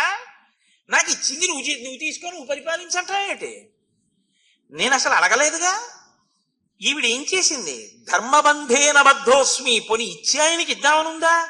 ఇద్దామని లేదు. ధర్మం అనేటటువంటి బంధం వేసి కట్టింది. నాకు 2 వరాలు ఇచ్చావు, వరాలు తీర్చండి. తేనేమాం నేహమాతరం. మా అమ్మ అలా గట్టిగా బంధించింది. హన్మి తీవ్రేణ దండేన దండార్హం పాపకారిణీం. అలాంటి తప్పు పని చేసిన మా అమ్మ శిక్షార్హురాలు. నేను పుచ్చుకుంటానో పుచ్చుకోనో, రాజ్యము మీద అనురక్తి ఉందో లేదో నన్ను ఒక మాట అడగకుండా భరతుడికి రాజ్యం ఇయ్యి అని అడగడానికి ఆవిడెవరు? అదే రూపాయి కాసు కాదు, లేకపోతే మిఠాయిండ కాదు, పోన్లే ఈయన పుచ్చుకోపోతే ఇంకోటికి ఇచ్చేద్దాం అనడానికి రాజ్యం అన్నయ్య. ఆవిడ ఎలా అడిగింది అసలు? అలాగా అడిగితే మాత్రం అన్నయ్య నేను ఇలా అన్నానని అనుకోవద్దు, నేను ఏమైనా అంటే నువ్వు కోప్పడతావు, సభాముఖంగా అసలనను. తాతం నమ పరిగర్హేయం దైవతం చేతి సంసది. నాన్నగారు దేవుడు, నేను కాదన్ను, మహానుభావుడు, బ్రహ్మలోకానికి వెళ్ళాడు. అందుకే ఎందుకని చనిపోయిన వాడి గురించి తప్ప అసలు మాట్లాడకూడదు, తండ్రిని అసలు మాట్లాడకూడదు. కాబట్టి నాన్నగారు మహాత్ముడు, ఇంకంతకన్నా నేనేం మాట్లాడను. కానీ అన్నయ్య ఓ దోషం ఉంది కదా, మంత్రులను అడగలేదు, నన్ను అడగలేదు. ఎరా మీ అమ్మ నీకిమ్మంటోంది రాజ్యం, పుచ్చుకుంటావా అని నన్ను ఒక మాట అడిగుంటే ఎలా ఉండేదో. ఏమయ్యా ఈవిడ రాజ్యం భరతుడికి ఇచ్చేయమంటోంది, నేను అలా ఇవ్వచ్చా అని మంత్రులను అడిగి ఉంటే ఎలా ఉండేదో, సభను అడిగితే ఎలా ఉండేదో. అసలు ఆయన్ని అడగండి అని ఎవరైనా అందురేమో, నాకు వద్దని నేను అప్పుడే చెప్తున్నామో. నన్ను అడిగిన వాళ్ళు ఎవరన్నాయా? కాబట్టి ఇప్పుడు ఏమైందంటే, నాకు అక్కర్లేని దాన్ని నేను లేనప్పుడు, నేను మేనమామ ఇంట్లో ఉన్నప్పుడు ఆయన నాకిమ్మని ఈవిడికి ఇచ్చేసేట. నాకు అక్కర్లేని దాన్ని ఈవిడ నువ్వు పుచ్చేసుకోమంటావు, అదేమిటది? నువ్వేమో నన్ను అరణ్యవాసానికి వెళ్ళమన్నారని నువ్వు వెళ్ళిపోయావు. నాకు వద్దు మహాప్రభో అంటే ఆవిడ పుచ్చుకుందని మీరు అంటున్నారు. ఇది ఆవిడెవరన్నాయా పుచ్చుకోవడానికి? ఇందులో ఎలా పూర్తయింది అసలు? కార్యం ఎలా పూర్తయింది నాకు చెప్పు. ఇప్పుడు కార్యం అవ్వలేదు, తప్పయింది. ఎక్కడ తప్పయిందంటావేమో అన్నయ్య, నువ్వు జాగ్రత్తగా ఆలోచించు. తండ్రి గారి వల్ల తప్పు జరిగిపోయింది. తండ్రి గారు ఉండవలసింది, నన్ను అడగలేదు. అడగకుండా నాకు రాజ్యం ఇచ్చేశాడు. నాకిచ్చాడా అమ్మకి చెప్పాడా ఇచ్చేస్తున్నాను రాజ్యం అని? అమ్మకి చెప్పాడు, నే పుచ్చుకోను. ఇప్పుడు ఏమైపోతోంది రాజ్యం? మరి నేనే పుచ్చుకోంది, లక్ష్మణుడు పుచ్చుకోడు, శత్రుఘ్నుడు పుచ్చుకోడు. నువ్వు నాకు నాన్నగారు చెప్పిన ధర్మంలో అడవిలో కూర్చుంటున్నావు. మరి ఇప్పుడు ఏమిటి ఈ రాజ్యం పరిస్థితి? ఏం చెయ్యాలి? కోసల రాజ్యాన్ని ఎవరికిద్దాం? నలుగురు కొడుకులుండి రాజ్యాన్ని వదిలేద్దామా? లేకపోతే నా అనుమతి లేకుండా నాకు ఇచ్చిన దాన్ని నా ఇష్టం లేకుండా నేను పరిపాలించిన తర్వాత నా వంశం వాళ్ళు, నా కొడుకులందరూ వస్తారు రాజ్యానికి. పెద్ద పొరపాటు దొల్లిపోలేదు ఇక్ష్వాకు వంశంలో. మరి ఇప్పుడు ఎక్కడో అక్కడ దిద్దాలా వద్దా అన్నయ్య? దీన్ని ఎవరు దిద్దాలి? తండ్రి తెలిసో తెలియకో తప్పు చేస్తే కొడుకు దిద్దాలన్నాయా దాన్ని. కాబట్టి నువ్వు దిద్దు, నాన్నగారు సంతోషిస్తారు. అలా వచ్చాడు భరతుడు. అయ్యి బాబోయ్, ఏం వాదనలండి వాళ్ళిద్దరివి. నిజంగా శ్రీరామాయణం అయోధ్యకాండ అద్భుతం, అద్భుతం అంతే, అంతకన్నా నా దగ్గర ఇంకో మాటలేదు. కాబట్టి స్వార్థమర్థమభిసంధాయ క్రోధోన్మోహాచ్ఛ సాహసాత్ తాతస్య యదతి క్రాంతం ప్రత్యాహరతు తద్భవాన్ పితుర్హు సమతిక్రాంతం పుత్రో యః సాధుమన్యతే తదపత్యం మతం లోకే విపరీత మతోన్యథ. తండ్రి తప్పుని దిద్దడానికి అర్హత ఉన్నవాడు కొడుకొక్కడే. తండ్రికి ఆ గౌరవం తేవాలి కాబట్టి పొరపాటు చేస్తే కొడుకు దిద్ది ఇచ్చుదాన్ని. కాబట్టి అన్నయ్య ఇప్పుడు కొడుకులం కాబట్టి మనం దిద్దేద్దాం. దిద్దడం అన్నది ఎక్కడ మొదలవ్వాలో తెలుసా? జ్యేష్ఠుడివి నీ దగ్గరే మొదలవ్వాలి. నువ్వు రావాలి రాజ్యానికి. అసలు నేను ఎప్పుడు పుచ్చుకోలేదుగా. మా అమ్మ ఇచ్చినా ఓసారి నేను పుచ్చుకుంటే నాకు వద్దన్నే మొదటి నుంచి కూడా పెడుతున్నాను. పుచ్చుకోవలసిన వాడు పుచ్చుకోకపోవడం దగ్గర తప్పలా ఉండిపోతుంది. నువ్వు పుచ్చేసుకుంటే తప్పు దిద్దుకుంటుంది. అందుకని అన్నయ్య నువ్వు తప్పు దిద్దేవాడు లేరు. అందుకని లేకపోతే ఇది ఇలా ఉండిపోతుంది. కాబట్టి నువ్వు వచ్చి తప్పు దిద్దన్నయ్యా అంటే ఇప్పుడు రాముడు మరి దిద్దుతాననాలా దిద్దననాలా? అన్నీ నేను చెప్పడం ఎందుకంటే మీరు చెప్పండి ఏమనాలి రాముడు? ఇప్పుడు నేను ఇవి చెయ్యనని గాని చేస్తానని గాని చెప్పడానికి రాముడికి ప్రమాణం ఏమిటి? అమ్మో, ఒకడిని మించి ఒకరు మాట్లాడతారు. అందుకే దేవతలు 33 కోట్ల మంది దేవతలు, మహర్షులు, ఋషులు అందరూ ఆకాశంలో నిలబడ్డారు. ఇంత గొప్ప చర్చ ఇప్పటి వరకు జరగలేదు లోకంలో. ఇంత సుసంపన్నమైన ఇంత విశాల రాజ్యాన్ని నిష్కంటకంగా వస్తే ఒక ఆయనేమో నాకొద్దు నువ్వు ఉచ్చుకో అని తమ్ముడు, నీ పుచ్చుకోని నాన్నగారు చెప్పారు అడవిలో ఉంటాను నువ్వే తీసుకోని అన్నయ్య, రాజ్యం వద్దని దెబ్బలాడుకున్న వాళ్ళని, నాన్నగారి గౌరవం కోసం దెబ్బలాడుకున్న వాళ్ళని వీళ్ళనే చూస్తున్నాం కొడుకుల్ని. ఇలాంటి దెబ్బలాట వినడం అన్నది ఎప్పుడైనా సంభవిస్తుందా అని అందరూ పనులు మానేసి పైకి వచ్చి నించున్నారట. ఇంతమంది పైన ఇన్ని లక్షల మంది ఎదురుగుండా వీళ్ళిద్దరూ చర్చ. వశిష్ఠుడు చూస్తున్నాడు, ఏం మాట్లాడు, పెద్ద ఆయనే ఎప్పుడు అవసరం వచ్చినప్పుడు జోక్యం చేసుకుంటాడు ఆయన. కాబట్టి ఇప్పుడు రాముడు అన్నాడు, చిన్నవాడివి నీకేం తెలుసు, నీకు తెలియదు. ఆయన సుమంత్రుడి ద్వారా తెలుసుకున్నాడు.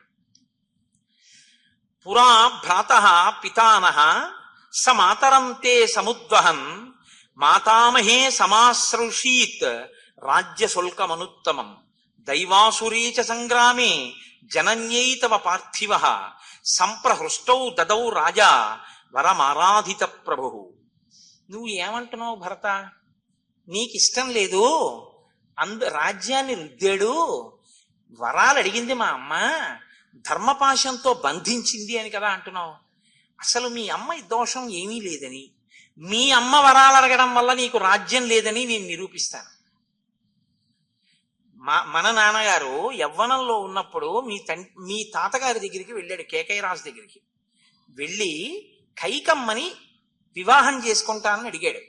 నువ్వో కొన్ని వేల సంవత్సరాల వయసున్న వృద్ధుడివి, నా కూతురో అనేక కళలు నేర్చిన యవ్వనవతి.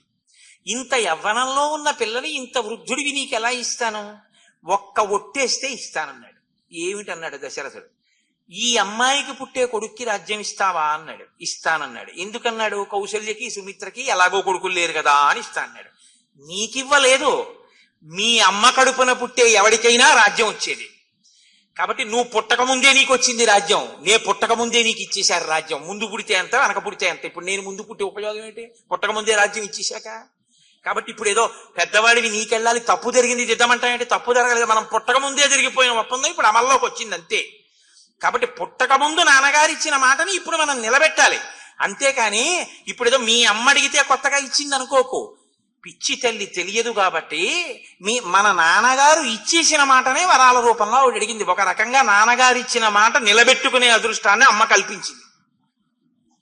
కాబట్టి ఇప్పుడు నాది కాదు, నాకు అడగడం ఏమిటంటే ఏంటి? నీ కోసం మీ అమ్మ అడగలేదు, నువ్వు పుట్టక ముందే మీ తాతగారికి నాన్నగారు మాట ఇచ్చేశారు. కాబట్టి నువ్వు కాదు, భరతుడి బదులు ఇంకొకడు పుట్టినా ఆ పేరుతో కాకపోతే, నువ్వు కాకపోతే ఇంకోడు పుట్టినా, వాడు ఎటువంటి వాడైనా, వాడు ఎంత నీరసం కలిగిన వాడైనా, ఎంత శక్తి విహీనుడైనా వాడికే పెడుతుంది రాజ్యం. ఎందుకంటే నాన్నగారు వరం ఇచ్చేశారు కాబట్టి. కాబట్టి నీకు అన్న మాట వదిలే, కైక కడుపున ఎవరు పుడతారో వాళ్ళది రాజ్యం. ఇక్కడికి వచ్చేటప్పటికి ఇప్పటి వరకు పెద్దవాడు, ఇక్కడ మాత్రం కైక కడుపున పుట్టిన వాళ్ళకి రాజ్యం. ఎందుకంటే నాన్నగారు నేను పుట్టక ముందు, నువ్వు పుట్టక ముందు ఇచ్చిన వరం. నేను కౌసల్య కడుపున ముందు పుట్టడం యాదృచ్ఛికం, కానీ పుట్టినప్పుడే నాకు లేదు రాజ్యం. పెద్దవాడిగా పుట్టినా నాకు రాజ్యం లేదు, ఎందుకంటే మాట ఇచ్చేసి ఉన్నాడు నాన్నగారు. కాబట్టి ఇప్పుడు నాకిష్టం లేనిది అమ్మ పుచ్చుకుంది, నాకు ఇష్టం లేకుండా అమ్మ పుచ్చుకుంది, కాబట్టి అసలు నాన్నగారు తప్పు చేసినట్టయింది. దాన్ని దిద్దమని నువ్వు అంటావేంటి? దిద్దడానికి నేనేవాడు, పుచ్చుకోనడానికి నువ్వేవాడు. పుట్టక ముందే వచ్చేసింది. కాబట్టి ఇప్పుడు కొత్తగా దిద్దడానికి మనకు అధికారం ఏం లేదు, మనం పుట్టక ముందు జరిగిన విషయం అది. కాబట్టి ఇప్పుడు దిద్దడం అన్న మాట ఏం లేదు, జరిగిందే దిద్దడం. ఆవిడ వరాలు అడగబట్టి దిద్దబడింది, లేకపోతే నాన్నగారు తప్పు చేసిన వారు అయిపోదురు. కాబట్టి ఇంకా నువ్వు మాట్లాడడానికి ఏం లేదు ఇందులోనూ. నువ్వు చక్కగా బయలుదేరి వెళ్ళి రాజ్యం చేసుకోవడమే. నీకు ఇంకొక మాట చెప్పనా? తండ్రి అనేక మంది కొడుకులు పుట్టాలని కోరుకుంటాడు, చాలా గుణవంతులు కలగాల అనేక మంది అని కోరుకుంటాడు. ఎందుకు కోరుకుంటాడో తెలుసా? ఒక్క కారణానికి కోరుకుంటాడు. పుత్రుడు అని ఎవరిని పిలుస్తారంటే, కడుపున పుట్టిన అందరినీ పుత్రులని పిలవరు. ఇంతమంది పుత్రులు ఆయనకున్నారు అని పిలవరు. పుత్రుడు అన్న మాట సార్థకత ఎప్పుడు చెందుతుందో తెలుసా అండి? ఇంతమంది పుత్రులు ఆయనకున్నారన్న మాట ఎప్పుడు అనాలంటే ఆయన చనిపోయిన తర్వాత అనాలి. ఎందుకో తెలుసా? రాముడు చూపిస్తున్నాడు ప్రమాణాన్ని. పున్నాంనో నరకాద్యాస్మాత్ పితరం త్రయతే సుతః తస్మాత్ పుత్ర ఇతి ప్రోక్తః పితॄన్ యతి పాతివా సుతః ఏష్టవ్యా బహవః పుత్ర గుణవంతో బహుశ్రుతాః తేషాం వై సమవేతానాం అపి కశ్చిత్ గయాం వ్రజేత్. కడుపున పుట్టినటువంటి వాళ్ళు కొడుకులు నాన్నగారి శరీరం పడిపోయిన తరువాత వెళ్ళి తల్లిదండ్రుల్ని ఉద్ధరించడం కోసమని గయా శ్రాద్ధం ఎవడు పెట్టాడో, గయలో శ్రాద్ధం ఎవడు పెట్టాడో వాడొక్కడే పుత్రుడు, ఉద్ధరించాడు. కాబట్టి ఈ మాట నేను చెప్పట్లేదు భరత. గయాపట్టణంలో గయాసురుడు యజ్ఞం చేసినప్పుడు చెప్పాడు ఈ మాట. వాడినే పుత్రుడిని పిలుస్తారు అని చెప్పాడు. కాబట్టి ఉద్ధరించిన వాడు పుత్రుడయా. ఉద్ధరించడం అంటే ఏంటి? నాన్నగారు చెప్పిన మాట ఏదుందో దాన్ని సత్యం చేయడం. అది సత్యం ఎప్పుడవుతుంది? నాన్నగారన్న మాట మనం పాటిస్తే సత్యం అవుతుంది. నాన్నగారన్న మాట పాటించకపోతే సత్యం ఎందుకు అవుతుంది? ఆయన చెప్పింది అసత్యం అవుతుంది. ఆయన చెప్పింది అసత్యం అయితే ఆయనకి ఫలితం పెడుతుంది. అటువంటి కొడుకుల్ని అన్నావు కాబట్టి పదానికి ఈడ్చుకోపోతారు నరకంలోకి. అందుక నువ్వు నేను పుట్టింది. ఆయన్ని బ్రహ్మలోకంలోకి పంపించాలి మనం. కాబట్టి అరణ్యవాసం నాది, రాజ్యం నీది. కాబట్టి నువ్వు వెళ్ళి రాజ్యం చెయ్యి అంటూ ఆయన అన్నాడు, త్వం రాజా భరత భవ స్వయం నరాణాం వన్యానామహమపి రాజరాణ్ మృగాణాం. నీవు నగరములో ఉండేటటువంటి, రాజ్యంలో ఉండేటటువంటి ప్రజలందరికీ నువ్వు రాజువి, వనములలో ఉండేటటువంటి మృగములకు నేను రాజుని. ఇది బాగా జ్ఞాపకం పెట్టుకోండి మీరు. ఈ వాక్యాన్ని రాముడు ఏదైనా అంటే ఉత్తినే పోదు. వనములలో ఉండేటటువంటి మృగములకు నేను రాజు, రాజ్యంలో ఉన్న నరులకు నువ్వు రాజు ఇక నుంచి అన్నాడు. ఇది ఎందుకన్నాడో, మృగములకు రాజుగా తాను ఏం చేస్తాడో మీకు ఎదర కనపడుతుంది. అనవసరంగా రాముడి నోటి వెంట ఏ మాట రాదు. ఆయన అన్నాడు అంటే ఏదో ఉంది అందులో, అవతార ప్రయోజనమే ఉంది ఆ మాటలో. చాలా పెద్ద మాట ఆ మాట. ఎందుకన్నాడు అన్నది ఇక్కడ బయలుదేరినటువంటి మాట కిష్కింధకాండలో మళ్ళీ ఇది పైకి వస్తుంది. ఈ మాట కిష్కింధకాండలో పైకి వచ్చినప్పుడు మీకు నేను చెప్తాను. అయోధ్యకాండలోది ఎందుకు వచ్చిందో, ఎందుకు మృగముల పట్ల రాజుగా ప్రవర్తించి ధర్మాన్ని నిలబెట్టాడో మీకు అక్కడ నేను చూపిస్తాను. ఏమంటాడు పాపం భరతుడు?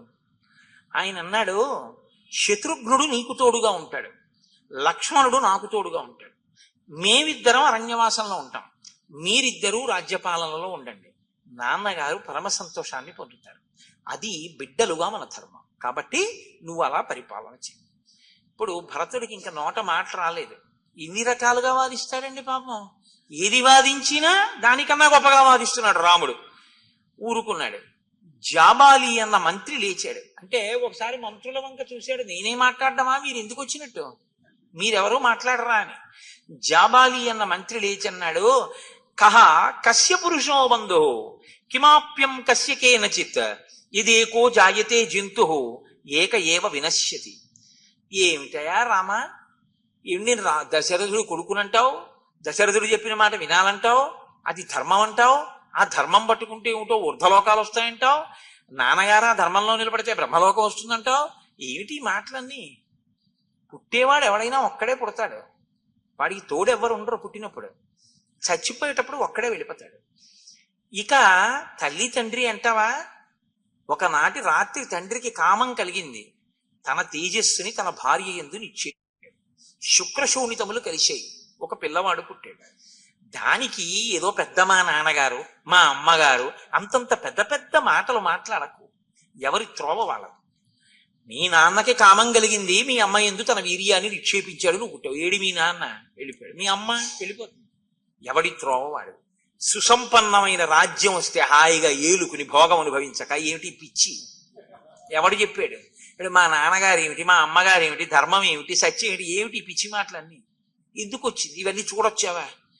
దశరథుడు బ్రహ్మలోకంలోకి వెళ్ళాడో లేదో, ఆయన్ని నువ్వు సత్యంలో నిలబెట్టేసి అరణ్యంలో ఉండిపోతే ఆయనకి పుణ్యం వచ్చిందో లేదో నువ్వు చూడొచ్చావా? బాగా నచ్చుతుంది మనకి ఈ వాదన. మనకంటే మీ వంటి ప్రాజ్ఞులకు కాదు, నా వంటి అల్పుడికి.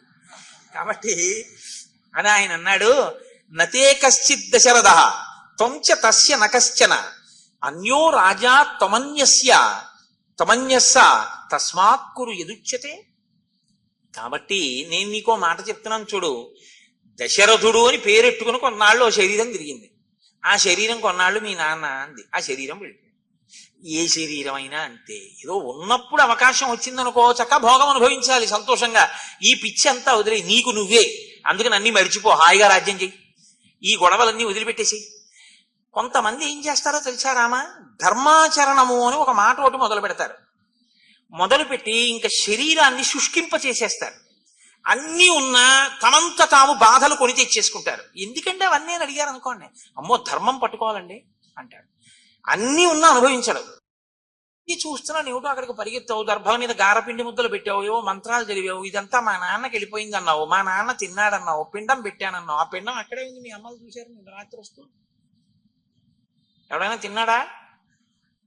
విస్తరేసి బతికున్నవాడికి పెట్టి తింటాడు. అరటిపండు ఎట్టి తినను, వాడు తినేస్తాడు, అరటిపండు కనపడదు.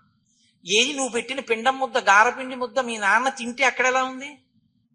అక్కడే ఉంది దర్భల మీద. మరి మీ నాన్న తిన్నాడు, అది మంత్రాలతో గారపిండి ముద్ద తద్దినం పెడితే అంటున్నావు నువ్వు. తింటే ముద్ద ఉండకూడదు, తినకపోతే ముద్ద ఉండిపోవాలి. నువ్వు మంత్రం జరిగి తిన్నాడు అంటున్నావు, తిన్నాడని నువ్వంటే ముద్ద ఉండకూడదు, కానీ అక్కడ ముద్ద ఉంది కాబట్టి మీ నాన్న తినలేదు. కాబట్టి మంత్రానికి ప్రభావం ఏముంది? ఇంకా ఎవడు చెప్పి నీ మాటలు? ఇప్పుడు తద్దినం ఏమిటి, శ్రాద్ధం ఏమిటి, దర్భలు ఏమిటి, పిండాలు ఏమిటి, ఈ జలతర్పణాలు ఏమిటి, ఇవన్నీ నిజమా? ఇక్కడే కంటికి కనబడిపోతోంది ఎదురుగుండా. అలా పెట్టినవి ఎవడు తినడో పితృలోకంలో వాళ్ళందరూ ఎప్పుడో పుట్టేస్తున్నారు, మళ్ళీ పుట్టేసి వచ్చేస్తున్నారు వాళ్ళు ఈ లోకంలోకి. నువ్వు పెట్టిన తద్దినం పిండం ఎక్కడికి వెళ్తున్నట్టు? ఎవరి దగ్గరికి వెళ్తుంది అది? ఎవడు తింటాడు? వాడు పునర్జన్మ ఎత్తేసి ఆవుగానో దూడగానో వచ్చేసాడు. మరి నువ్వేమో ఇంకా మా తాతగారికి తద్దినం పిండం ఎట్టావు. ఇప్పుడు ఆ పిండం ఎవడు తింటాడు? ఆ తాతగారు ఆవు దూడగా ఉన్నాడు గోశాలలో, మరి ఎవరు తింటారు అది? ఏమిటే ఈ పనులు అని ఆయన అన్నాడు. దాన సంవదనాహ్యేతే గ్రంథా మేధా విభికృత యజస్వదేహి దీక్షస్వ తప తప్యస్వ సంజత. ఈ లోకంలో కొంతమంది మేధావులు ఉన్నారు. వాళ్ళు ఏం చేశారంటే చాలా తేలిగ్గా డబ్బులు సంపాదించేయడం కోసమని ఇలాంటి పనులు చేస్తే పెద్దవాళ్ళు సంతోషిస్తారని, దేవతలు సంతోషిస్తారని వాళ్ళు కొన్ని మాటలు చెప్పి ఏవో కొన్ని మంత్రాలు తయారు చేశారు. ఈ పిచ్చి వాళ్ళందరూ, నీలాంటి వాళ్ళందరూ ఏం చేస్తున్నారంటే దానం చేయండి, ధర్మం చేయండి, తపస్సు చేయండి అంటారు. అంటే నువ్వేమో తపస్సు అని చెప్పి ధర్మం అని చెప్పి ఉన్న భోగం వదిలేసి కూర్చుంటున్నావు, కనపడ్డవాడి కల్లా తాంబూలాలని చెప్పి డబ్బు ఇచ్చేస్తున్నావు, దానాలు చేస్తున్నావు. వాడు ఏం చేశాడంటే నీలాంటి విర్యాళ్ల కోసమే ఈ పుస్తకాలు రాసి వాడు చక్కగా ఏమీ చేయకుండా ఇదొక్కటి జరిగి బతుకుపోతున్నాడు, పోయి హాయిగా సుఖంగా వాడు బతుకుతున్నాడు. నువ్వు కష్టపడి సంపాదించుకున్నది దానం ధర్మం అని నువ్వు ఇచ్చేసుకుంటున్నావు. వాడు నీతో తద్దినం పెట్టించి మీ నాన్నగారు ఇవాళ సంతోషించారని వెళ్ళిపోయాడు. ఏది మీ నాన్నగారు నిజంగా గారపిండి ముద్ద తింటే అక్కడ ఎలా ఉందా? మరి తినద్దు, నిజంగా ఎదురుగుండా పెడితే తినాలి. రామా, నేను తెలియక అడుగుతాను, ఈ లోకం నుంచి ఆ లోకంలో వెళ్ళిన వాడికి ఇక్కడ నువ్వు పెట్టిన తద్దిన ముద్ద వాడు తిని కడుపు నిండితే, ఏది ఈ ఊరు నుంచి ఇంకో ఊరు వెళ్ళిన వాడికి కూడా శ్రాద్ధంలాగే ఇక్కడ పెట్టి శ్రాద్ధం పెట్టి వాడి కడుపు నిండుతుందేమో, గర్భాల మీద పెట్టు అడిగాడండి జాబాలి. ఇవాళ లోకంలో ఉన్న వాదనలన్నీ ఆనాడు జాబాలి వినిపించాడు. కాబట్టి ఈ పిచ్చి మాటలన్నీ చెప్పకు. ప్రత్యక్షం ఎత్తదాతిష్ట పరోక్షం పృష్ఠతక్కురు. ఈ కంటికి ఏం కనపడుతోందో అది నమ్ము. ఈ కంటికి కనపడకుండా ఉంది అని చెప్పిన మాటలు ఉన్నాయే అవి నువ్వు నమ్మకు. అంటే రాముడు అన్నాడు, అప్పటి వరకు మామూలుగా ఉన్నాడు రాముడు, కన్నులు ఎరుపు జీరలు ఎక్కి పరమ కోపంతో చూశాట. చూసి నిర్మర్యాదస్తు పురుష పాపాచార సమన్విత మానం నలభతే సత్సు భిన్న చారిత్ర దర్శన. నీవు చూశావా చూడలేదా అని అడుగుతున్నావు. శృతి అని ఒకటి ఉంది, వేదము అని ఒకటి ఉంది, శాస్త్రము అని ఒకటి ఉంది. అవి ప్రమాణవాక్యములు. అది ఏం చెప్పిందో అది నిజం. నీ కంటికి కనపడలేదు కాబట్టి నిజం అని నువ్వు కాదంటున్నావు. నేను నిన్నొక మాట అడుగుతాను. నువ్వు అంటే ఇది తరువాతి కాలంలో రామాయణం మీద వ్యాఖ్యానం చేస్తూ ఒకానొకప్పుడు పరమాచార్య స్వామి వారు చెప్పిన మాట నేను చెప్తున్నాను మీకు ఇప్పుడు. ఒక తండ్రి కొడుక్కి మనీ ఆర్డర్ చేశాడు డబ్బు. పోస్ట్ ఆఫీస్కి పట్టుకెళ్లి మనీ ఆర్డర్ ఫారం నింపి ఓ 500 రూపాయలు పోస్ట్ మాస్టర్కి ఇచ్చాడు. ఆయన పాపం చాలా అమాయకుడు తండ్రి. ఆయన ఏమనుకున్నాడంటే ఇప్పుడు ఈ డబ్బు పట్టుకుని పరిగెత్తుకుంటే ఆయన వెళ్ళి కొడుక్కి ఇచ్చేస్తాడు అనుకున్నాడు. ఆయన ఏం చేశాడంటే ఈ డబ్బు తీసుకుని టేబుల్ సొరుగులో వేసుకుని, పూర్వం టెలిగ్రాఫిక్ మెషిన్ ఉండేది, దాన్ని ఇలా tick tick tick tick tick tick అని కొట్టాడు. ఈయన అలా నించున్నాడు. అయిపోయిందండి మీరు వెళ్ళండి అన్నాడు. ఏమైపోయింది? నేను ఇచ్చిన డబ్బులు నీ టేబుల్లో వేసుకున్నావు అన్నాడు. అంటే మీరిచ్చిన డబ్బులు ఇక్కడే కనపడుతుంటాయి కానీ మీ అబ్బాయికి అందేస్తాయి అన్నాడు. ఆయనకు అనుమానం వచ్చింది, వీడు దొంగ ఇలా చెప్పి డబ్బు ఇచ్చేసుకుంటున్నాడు. ఇచ్చేసుకుని ఈయనే బయలుదేరి వెళ్ళాడు. వెళ్ళి నాన్న 500 నీకు అందాయా అన్నాడు. అదేంటి నాన్నగారు, నిన్న మధ్యాహ్నమే ఇచ్చేసారే పట్టుకొచ్చి అన్నాడు. నాన్న ఎదురుగుండా టేబుల్లో వేసుకున్నాడు, అతను రాలేదు, నీకు ఎలా వచ్చిందిరా 500 అన్నాడు. 500 ఇక్కడవి ఇక్కడే కనపడుతున్నా ఇలా ఇలా ఇలా అంటే అక్కడికి 500 వెళ్ళిపోతే నీ కంటికి నమ్ముతున్నావే. వేద ప్రమాణము చేసిన మంత్రముల వలన గారపిండి ముద్ద అక్కడే ఉన్నా తండ్రికి దక్కిందని ఎందుకు నమ్మలేకపోతున్నావు? శ్రాద్ధమునకు వేదము ప్రమాణము. నీవు చూడలేదని అబద్ధాలు అనకు. నువ్వు చూడలేదని నువ్వు వేదం చెప్పినటువంటి ప్రమాణాన్ని తప్పించి ప్రవర్తిస్తే వేదానికి వచ్చేటటువంటి లోటే ఉండదు. పాడైపోయేది ఎవడన్నా ఉంటే నువ్వే పాడైపోతావు. తప్పుడు మాటలు ప్రచారం చేసి నువ్వు పాటించకుండా పోయినందుకు నువ్వు పాడవుతావు, నిన్ను కన్నవాళ్ళు పాడవుతారు. నిర్మర్యాదస్తు పురుష, మర్యాద తప్పినవాడు వీడికి కట్టుబాటు లేదంటారు. నువ్వు ఇలాంటివే ఒప్పుకోనప్పుడు వేదంలో చెప్పిన ఏ కట్టుబాటు నీకు అక్కర్లేదు. అప్పుడు పశువుకి మనిషికి తేడా లేకుండా బతుకుతావు. పాపాచార సమన్విత, పాపముతో కూడిన ఆచారమును అవలంబిస్తావు. మానం నలభతే సత్సు, పెద్దవరైనటువంటి వారు ఎవ్వరూ గౌరవించినటువంటి ప్రవర్తన కలుగుతుంది. భిన్న చారిత్ర దర్శన, ప్రవర్తన అనుమానాస్పదంగా ఉంటుంది. కామ వృత్తస్వయం లోక కృత్స్న సముపవర్తతే, యదృత్తాః సంతి రాజానః తద్వృత్తాః సంతి ప్రజా. రాజైనటువంటి వాడే శాస్త్రాన్ని నమ్మకుండా వేదాన్ని నమ్మకుండా తనిష్టం వచ్చినట్టు ఈ కంటికి కనపడేదే సత్యమని భోగాల్ని అనుభవించమని ఇష్టం వచ్చిన ప్రచారాలు చేసి రాజ్య పరిపాలన చేస్తే ఆ ప్రభు ఎటువంటి వాడో ప్రజలు కూడా అలాగే తయారవుతారు. ఇంకా లోకంలో వ్యవస్థ అన్న మాట ఎక్కడుంటుంది? ధర్మం అన్నది కట్టు తప్పిపోతుంది. లోకంలో శాంతి ఉండదు. సత్యమేవేశ్వరో లోకే సత్యం పద్మాశ్రితా సదా సత్యమూలాని సర్వాణి సత్యాన్నాస్తి పరంపదం. సత్యమే ఈ లోకంలో, సత్యం అంటే సత్యమే ఈశ్వరుడు అన్న మాటకి కట్టుబడడం, చెయ్యవలసిన పనిని చెయ్యడం. చెయ్యవలసిన పని అన్నది వేదం ఏది చెయ్యమందో అది చెయ్యడం, వేదం ఏది చెయ్యొద్దో అది చెయ్యకుండా ఉండడం. అదే సత్యం. సత్యమేవేశ్వరో లోకే సత్యం పద్మాశ్రితా సదా సత్యమూలాని సర్వాణి సత్యాన్నాస్తి పరంపదం. అటువంటి సత్యం కన్నా పరంపదం ఇంకోట్లేదు. అదియే లక్ష్మి, అదియే సమస్తం. కాబట్టి నేను అలాగే చేస్తాను. అసత్య సంధస్య సతః చలస్యా స్థిరచేతస నైవ దేవాన పితరః ప్రతీచ్ఛంతీతి నశ్రుతం. ప్రతిజ్ఞకు కట్టుబడక కదిలిపోయే మనస్సుతో వేదము చెప్పిన మాటని నమ్మకుండా ప్రవర్తించేటటువంటి వాడు పెట్టినటువంటి తద్దినంలో అన్నాన్ని కూడా పితృదేవతలు తినరని గుర్తుపెట్టుకో. లోపల నమ్మకం లేకుండా నువ్వు ఒక పూజ చేస్తే నువ్వు చేసిన పూజా పదార్థాన్ని దేవతలు కూడా స్వీకరించాలని గుర్తుపెట్టుకో. నాకు తెలియక అడుగుతున్నాను. ఈ భూమి కర్మభూమి. కర్మభూమి మిమాం ప్రాప్య కర్తవ్యం కర్మయచ్చుభం అగ్నిర్వాయుశ్చ సోమశ్చ కర్మణాం ఫలభాగినః. ఇక్కడ కర్మ చేసే దేవతలు కూడా పదవుల్ని పొందారు. ఋషులు కర్మలు చేసే అంత సమున్నతమైనటువంటి స్థితిని పొందారు. నిందామ్యహం కర్మపితు కృతం తత్. ఇంత తప్పు మాటలు మాట్లాడుతున్నావే, వేద వ్యతిరేకమైన మాటలు మాట్లాడుతున్నావే, శాస్త్రాన్ని ధిక్కరించి మాట్లాడుతున్నావే. ఇప్పటి వరకు నేను మా నాన్నగారు అన్ని మంచి పనులు చేశారని నమ్మి ఉండేవాణ్ణి. నీలా శాస్త్రాన్ని నమ్మని వాణ్ణి చేరదీసి మంత్రిగా ఎలా పెట్టుకున్నారు మా నాన్నగారని అడిగాడు. అడిగితే వశిష్ఠుడు గబగబా లేచాడు. లేచన్నాడు, ఇలా చెప్తే నువ్వు లొంగుతావేమోనని చెప్పాడు తప్ప జాబాలి అటువంటి వాడు కాడు. వేదాన్ని శాస్త్రాన్ని త్రికరణ శుద్ధిగా నమ్మి ఆచరించినవాడు. అందుకే మీ నాన్న పక్కన ఆ స్థితిలోకి చేరగలిగాడు. నాయన, ఈ మాటలు చెప్తే నువ్వు నమ్మి వస్తావేమోనని ఈ ప్రయోగం కూడా చేశాడంటే నమ్మకం అన్నది కదిలిపోకూడదు. ఎవడు ఏది చెప్తే దాన్ని నమ్మకూడదు, స్థిరంగా నిలబడి ఉండగలగాలి. కాబట్టి నేను ఒక ధర్మం చెప్తాను. వశిష్ఠుడు చెప్పే మాటల్ని మీరు చాలా జాగ్రత్తగా గమనించాలి. వశిష్ఠుడు చెప్తే రాముడు కాదనకూడదు. ఎందుకంటే కులగురువు, విద్య నేర్పినవాడు. ఒక గురువు మాట్లాడారు అంటే ఏదో అనేయచ్చు కాబట్టి అందామని అనరు.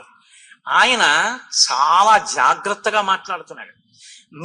ఈ సృష్టి ఆవిర్భావం దగ్గర నుంచి మీ వరకు రాజ్యం ఎందుకు తీసుకోవలసిన అవసరం వచ్చిందో నీకు చెప్తాను, తర్వాత నువ్వు మాట్లాడవచ్చు. నువ్వు రాజ్యం తీసుకో అని ఆయన ఏమనలేదు. ఆయన ఏమన్నాడంటే, ఈ లోకమంతా జలమయమైపోయి ఉండేది. ఈశ్వరుడు సృష్టి చెయ్యాలనుకున్నప్పుడు జలములలోంచి భూమి పైకొచ్చింది. ఆ భూమిని పైకొచ్చినప్పుడు మొట్టమొదట బ్రహ్మదేవుడు ఉన్నాడు. బ్రహ్మదేవుడికి మరీచికి కశ్యపుడు, కశ్యపుడికి సూర్య భగవానుడికి వైవస్వత మనువు, వైవస్వత మనువుకి ఇక్ష్వాకుకి కుక్షికి వికుక్షికి బాణుడికి అనరణ్యుడికి పృథువుకి త్రిశంకుడికి దుందుమారుడు, ఆయనకి యువనాశ్వుడు, ఆయనకి మాంధాత, ఆయనకి సుసంధి, ఆయనకి ధ్రువసంధి, ఆయనకి భరతుడికి అసితుడికి సగరుడికి అసమంజసుడికి అంశుమంతుడికి భగీరథుడికి కాకుత్సుడు, కాకుత్సుడికి రఘుమహారాజు, రఘుమహారాజుకి కల్మషపాదుడు, కల్మషపాదుడికి శంఖనుడు, శంఖనుడికి సుదర్శనుడు, సుదర్శనుడికి అగ్నివర్ణుడు, ఆయనకి శీఘ్రకుడు, ఆయనకి మరువు, ఆయనకి ప్రశుశ్రుకుడు, ఆయనకి అంబరీషుడు, అంబరీషుడికి నహుషుడు, నహుషుడికి నాభాగుడు, నాభాగుడికి అజుడు, అజుడికి దశరథ మహారాజు, దశరథ మహారాజుకి నలుగురు. ఇందులో 2, 3 కొడుకులున్న వాళ్లలో కూడా పెద్దవాడే పట్టం కట్టుకున్నాడు. మీ వంశంలో ఆచారంగా వస్తున్నది ఇది అంటే ఈ సృష్టి మొదలు నుంచి ఇప్పటి వరకు ఉన్న ఆచారం ఇక్ష్వాకు వంశంలో పెద్దవాడు రాజ్యం చేస్తాడు. ఇంత గొప్పగా సృష్టి మొదటి నుంచి వస్తున్నటువంటి ఆచారాన్ని ఒక వ్యక్తి వరంతో తిప్పడానికి అధికారం ఉంటుందా? ఇంత పెద్ద ఆచారం నువ్వు ఆలోచించి రాజ్యం విషయంలో ఒక నిర్ణయానికి రావలసింది. అంటే రాముడు అన్నాడు, ఎప్పుడైనా మనుష్యుడు శిరోధార్యంగా ఆలోచించవలసినటువంటి విషయం ఆచార్యుడు, తండ్రి, తల్లి. ఇందులో మీరు కులగురువులు, మాకు బుద్ధి నేర్పినవారు, నాకు మీరు మొదటి నుంచి నేర్పిన బుద్ధి ధర్మాన్ని పట్టుకో. కాబట్టి నేను నా పుత్రధర్మాన్ని పట్టుకున్నాను. 2, నేను అతిక్రమించకూడనిది నా తల్లి. నా తల్లి కౌసల్య, నువ్వు ధర్మమునందే ఉన్నావు, అడవికి వెళ్ళమంది. నా ఇంకొక తల్లి కైకమ్మ వనవాసం చేయమని ఆజ్ఞాపించింది. సుమిత్ర వనవాసం చేయమని లక్ష్మణుణ్ణి పంపింది. నా తండ్రి నన్ను అరణ్యవాసం చేయమని నియోగించాడు. కాబట్టి నాకు ఎవరి మాట శిరోధార్యమో వారి ముగ్గురు యొక్క అనుమతితోటే ఈ అరణ్యవాసం ప్రారంభమైంది. కాబట్టి నేను వెనక్కి రావలసిన అవసరం నాకు కనపట్టలేదు. నేను వనవాసమే చేయవలసి ఉంది, అదే ధర్మం. వశిష్ఠుడు మాత్రం ఏమంటాడండి? ఇప్పుడు ఇంకా భరతుడికి ఎక్కడలేని కోపం వచ్చింది. పైగా అక్కడ ఉన్న పౌరుల్ని, జానపదుల్ని అడిగారు, మీరేం అడగరే అని. అంటే వాళ్ళు అన్నారు, మాకు రాముడు చెప్పింది సత్యంగా కనబడుతోంది, మేమేమనమన్నారు. అంటే ఆయనకి కోపం వచ్చి ఆయన ఏమన్నాడంటే, ఇహమే స్థండిలే శీఘ్రం కుశలాస్తర సారథే ఆర్యం ప్రత్యుపవేక్ష్యామి యావన్మేన ప్రసీదతి అనాహారో నిరాలోకో ధనహీనో యథాద్విజ శేష్యే పురస్తాచ్ఛాలయా యావన్ న ప్రతియాస్యతి. నేను ఇక్కడే భరతుడు అలా ఎదురుగుండా కూర్చుని ఉండగా ఈయన ముందు దర్భలు పరుచుకుంటాను. సూతుడా అంటే సుమంత్రుణ్ణి పిలిచి దర్భలు తెచ్చి పరు, నేను ఈ ఎదురుగుండా పడుకుంటాను, నా ముఖం మీద గుడ్డ కప్పేసుకుంటాను. నిరాహారం, నేను ఇంకా అన్నం తిన్నాను. అంటే ఆమరణ నిరాహార దీక్ష మొదలుపెట్టినవాడు బహుశా భరతుడేనేమో. కాబట్టి నేను ఆమరణ నిరాహార దీక్ష చేస్తాను. దీనితో పాటుగా రాముడు పర్ణశాలలోంచి బయటికి వెళ్ళడాన్ని అనుమతించాను. కాబట్టి నేను అడ్డంగా పడుకుంటాను, నా మించి దాటి వెళ్ళాలి. పిల్లల మించి దాటకూడదుగా, చిన్న వయసున్న వాళ్ళ మించి పెద్ద వయసున్న వాళ్ళు ఎవరి మీద దాటరు. కాబట్టి దాటి వెళ్ళాలంటే గొరావు చేసిన వాడు కూడా బహుశా రామాయణంలో మొదట భరతుడేనేమో. గొరావ్ and fast and to death, ఈ 2 భరతుడే ప్రారంభం చేసినట్లు నాకు అనిపిస్తోంది. కాబట్టి ఇలా నేను పడుకుంటాను. రాముడు రాజ్యం పుచ్చుకుంటాడో నా మరణాన్ని కాంక్షిస్తాడో ఆయన ఇష్టం అన్నాడు. అంటే రాముడు అన్నాడు నవ్వి, ఉత్తిష్టత్వం మహాబాహో మాంచ స్పృశ తథోదకం. నాయనా, నువ్వు చాలా తప్పు మాట మాట్లాడుతున్నావు.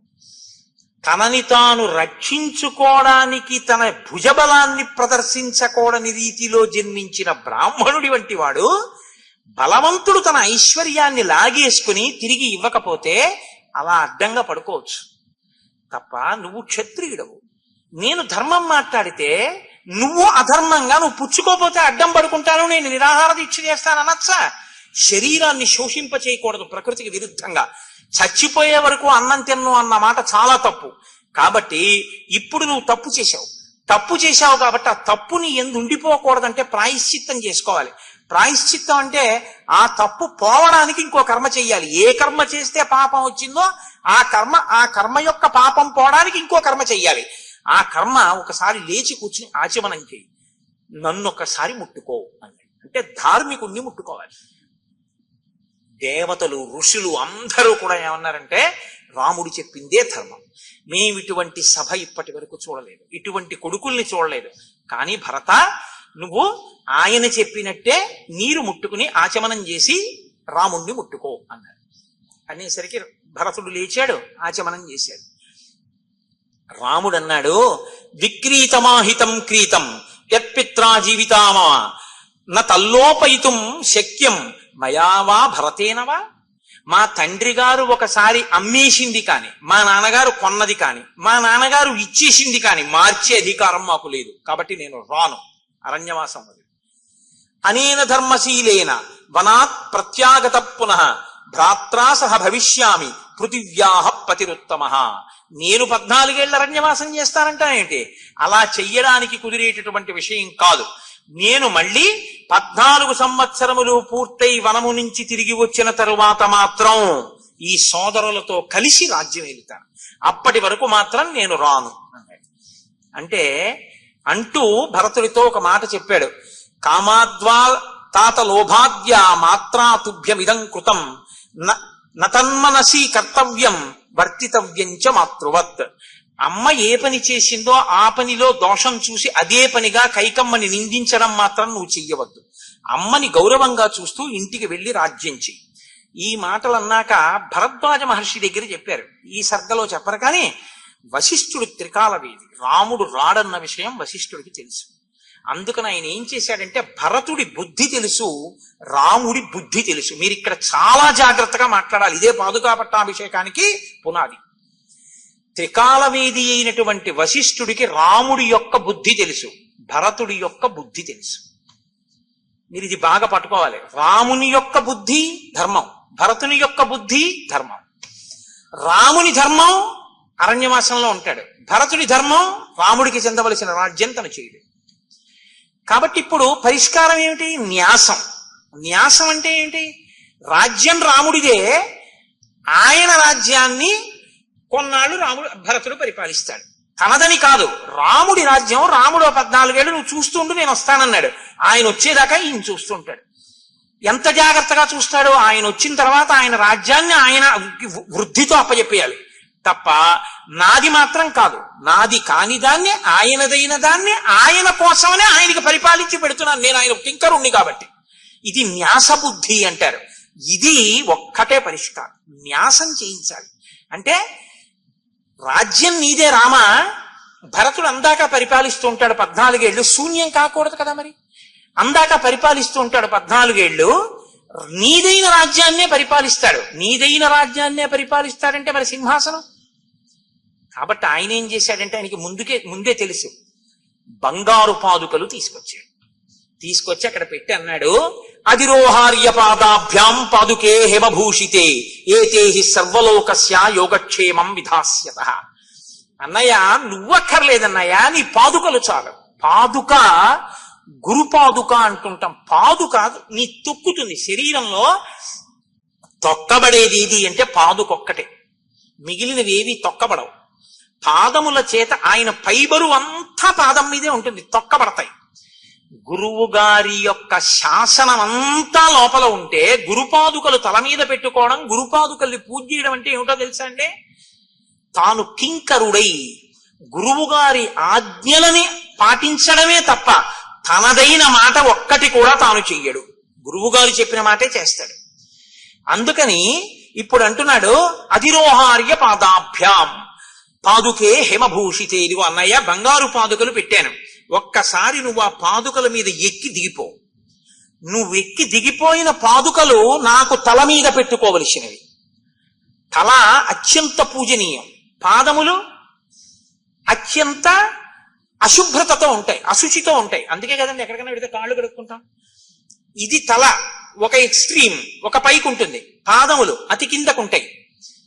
పెద్దలైన వారు కనపడినప్పుడు ఇక్కడ ఉన్న తల వారి పాదములకి తగిలేటట్టుగా నమస్కారం చేస్తారు. ఎందుకని? ఈ తలకి అభ్యున్నతి ఆ పాదముల యందు ఉంది, ఆయన తపశ్శక్తిలో ఉంది. ఆ తపశ్శక్తితో కూడినటువంటి పాదములకు ఈ తల తాటిస్తే వికారమైన ఆలోచనలు విరిగిపోతాయి. పాలకి ఉప్పురాయి తగిలితే విరిగినట్టు విరుగుతాయి. విరిగి మంచి ఆలోచనలు కలిగి సక్రమంగా ప్రవర్తిస్తాడు.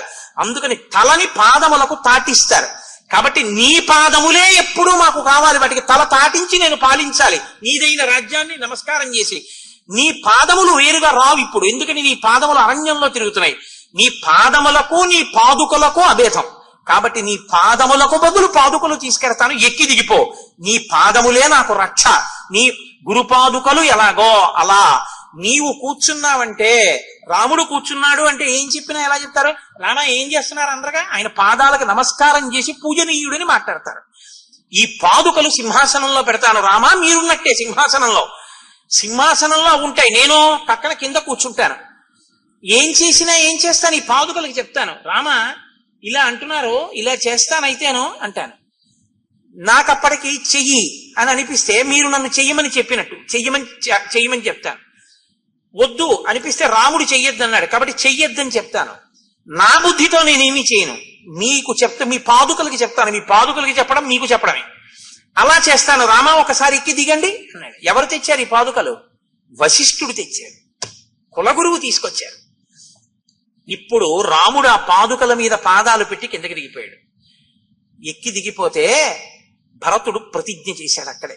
సపాదుకే సంప్రణమ్య రామం వచనమబ్రవీత్ 14 వర్షాణి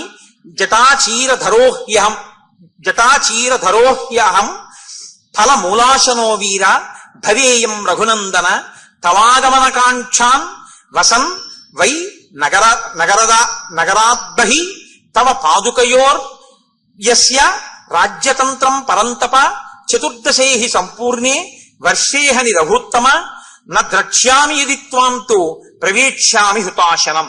14 సంవత్సరముల పాటు నేను అయోధ్యలో రాజ్యం చెయ్యను.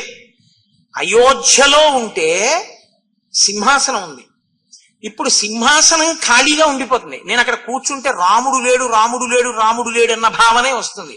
అందుకని నేనేం చేస్తాను, నేను అక్కడ ఉండను. నేను వసన్వై నగరాద్బహి, నగరమునకు బయట ఉంటాను, అయోధ్యకి బయట నందిగ్రామంలో ఉంటాను. అక్కడ ఒక సింహాసనాన్ని పెడతాను, అందులో ఈ పాదుకలు పెడతాను. నాది అని నేను పాలించాను. భరతుడికి రాజ్యం ఇచ్చేశాను, భరతుడు రాజ్యం చేస్తున్నాడని నువ్వు అనకూడదు. నీ రాజ్యాన్ని నువ్వు వచ్చే వరకు నేను చూస్తుంటానంతే. నీదైన దాన్ని నాదిగా చూస్తూ ఉంటాను. నువ్వు రాగానే ఇది నీకు ఇచ్చేస్తాను. ఎన్నేళ్లు చూస్తాను? 14 ఏళ్లు చూస్తాను. 14 సంవత్సరములు పూర్తయిన మరునాటి సూర్యోదయానికి నువ్వు కనపడకపోతే అగ్నిహోత్రంలో దూకేస్తాను. కాబట్టి అన్నయ్య ఇది మనిద్దరి మధ్య ఒడంబడిక అని అవి తీసుకెళ్లి మొట్టమొదట ఏనుగు యొక్క కుంభస్థలం మీద పెట్టాడు. అంటే మహారాజు పట్టాభిషేకం అవగానే ఏనుగు మీద కూర్చోవాలి కాబట్టి ఏనుగు మీద పెట్టాడు. తర్వాత తీసి రథంలో తాను కూర్చున్నా రథంలో పెట్టలేదు ఆ పాదుకల్ని, తల మీద పెట్టుకుని రథంలో కూర్చున్నాడు. తత శిరచకృత్వాతు పాదుకే భరతస్తథా ఆరురోహ రథం మృష్ట శత్రుఘ్నేన సమన్విత. శత్రుఘ్నుడితో కలిసి శత్రుఘ్నుడిని పక్కన కూర్చోబెట్టుకుని పాదుకల్ని తల మీద పెట్టుకుని రథంలో కూర్చున్నాడు. ఎందుకని? ప్రభువుతో సమానంగా తను కూర్చోకూడదు. రథంలో కూర్చున్నప్పుడు ఎక్కడ పెట్టినా ప్రభువుతో సమానం అవుతుంది. అందుకని రథంలో పక్కన పెట్టుకోలేదు పాదుకల్ని, రథంలో కూర్చుని తల మీద పెట్టుకున్నాడు. అంటే ఆయన ఉన్నతంగా కూర్చున్నారు, నేను ఆయన కింద కూర్చున్నాను కింకరుణ్ణి. ఇప్పుడు ఆ పాదుకలు పట్టుకుని ఇంటికి వెళ్ళాడు. వశిష్ఠో వామదేవశ్చ జాబాలిశ్చ దృఢవ్రత అగ్రత ప్రయుః సర్వే మంత్రిణో మంత్రపూజితా. ఇటువంటి ఋషులందరినీ పిలిపించాడు. నేను ఇంకా ఈ అయోధ్య నగరంలో ఉండలేను, బయట ఉన్నటువంటి నంది గ్రామంలో నేను రాజ్యం చేస్తాను. నా తమ్ముడితో కలిసి అక్కడికి వెళ్ళిపోతాను. నేను కూడా జటలు కట్టుకుని సింహాసనం మీద ఈ పాదుకలు పెడతాను. వీటికి తెల్లటి గొడుగుని అలంకారం చేస్తాను. తెల్ల గొడుగు కింద ఈ పాదుకలు ఉంటాయి. అంటే రాముడు సింహాసనం మీద తెల్ల గొడుగు కింద రాజారాముడై కూర్చున్నాడని గుర్తు. నేను రామపాదములకే నమస్కరిస్తున్నానని పాదుకలకు నమస్కరిస్తాను. దీనికే చామరం వేస్తాను, దీనికే ఛత్రం పడతాను. ప్రతి విషయాన్ని పాదుకలకే చెప్తాను, ప్రతి విషయాన్ని పాదుకలకే చెప్పి రాజ్యం చేస్తాను. ఇప్పుడు మీరు బాగా అర్థం చేసుకోండి. పాదుకా పట్టాభిషేకం అన్న మాటలో ఉన్న గొప్పతనం మీకు అర్థమైతే మీకు కాదు, మీ వంశమునకు ఆచంద్ర తారార్కము శ్రీరామ రక్ష. మనం ఒక మాట అంటుంటాం, శ్రీరామ రక్ష 100 ఏళ్ళు ఆయుష్ అంటుంటాం. శ్రీరామ రక్ష అన్న మాట ఎక్కడి నుంచి వస్తుందో తెలుసా అండి? మీరు బయలుదేరండి అయ్యా. పాదుకా పట్టాభిషేకంలో ఉంది ఆ మాట. అది ఎలా వస్తుందో మీకు చెప్తాను, బాగా పట్టుకోండి. అప్పుడు మీరు పాదుకలు తల మీద పెట్టుకుంటే మీకు అనుగ్రహం కలుగుతుంది. ఇప్పుడు పరిపాలిస్తున్నవేవి? పాదుకలు. ఆ పాదుకలు ఎవరివి? రాముడివి. రాముడు రాజ్యం చేస్తున్నాడు.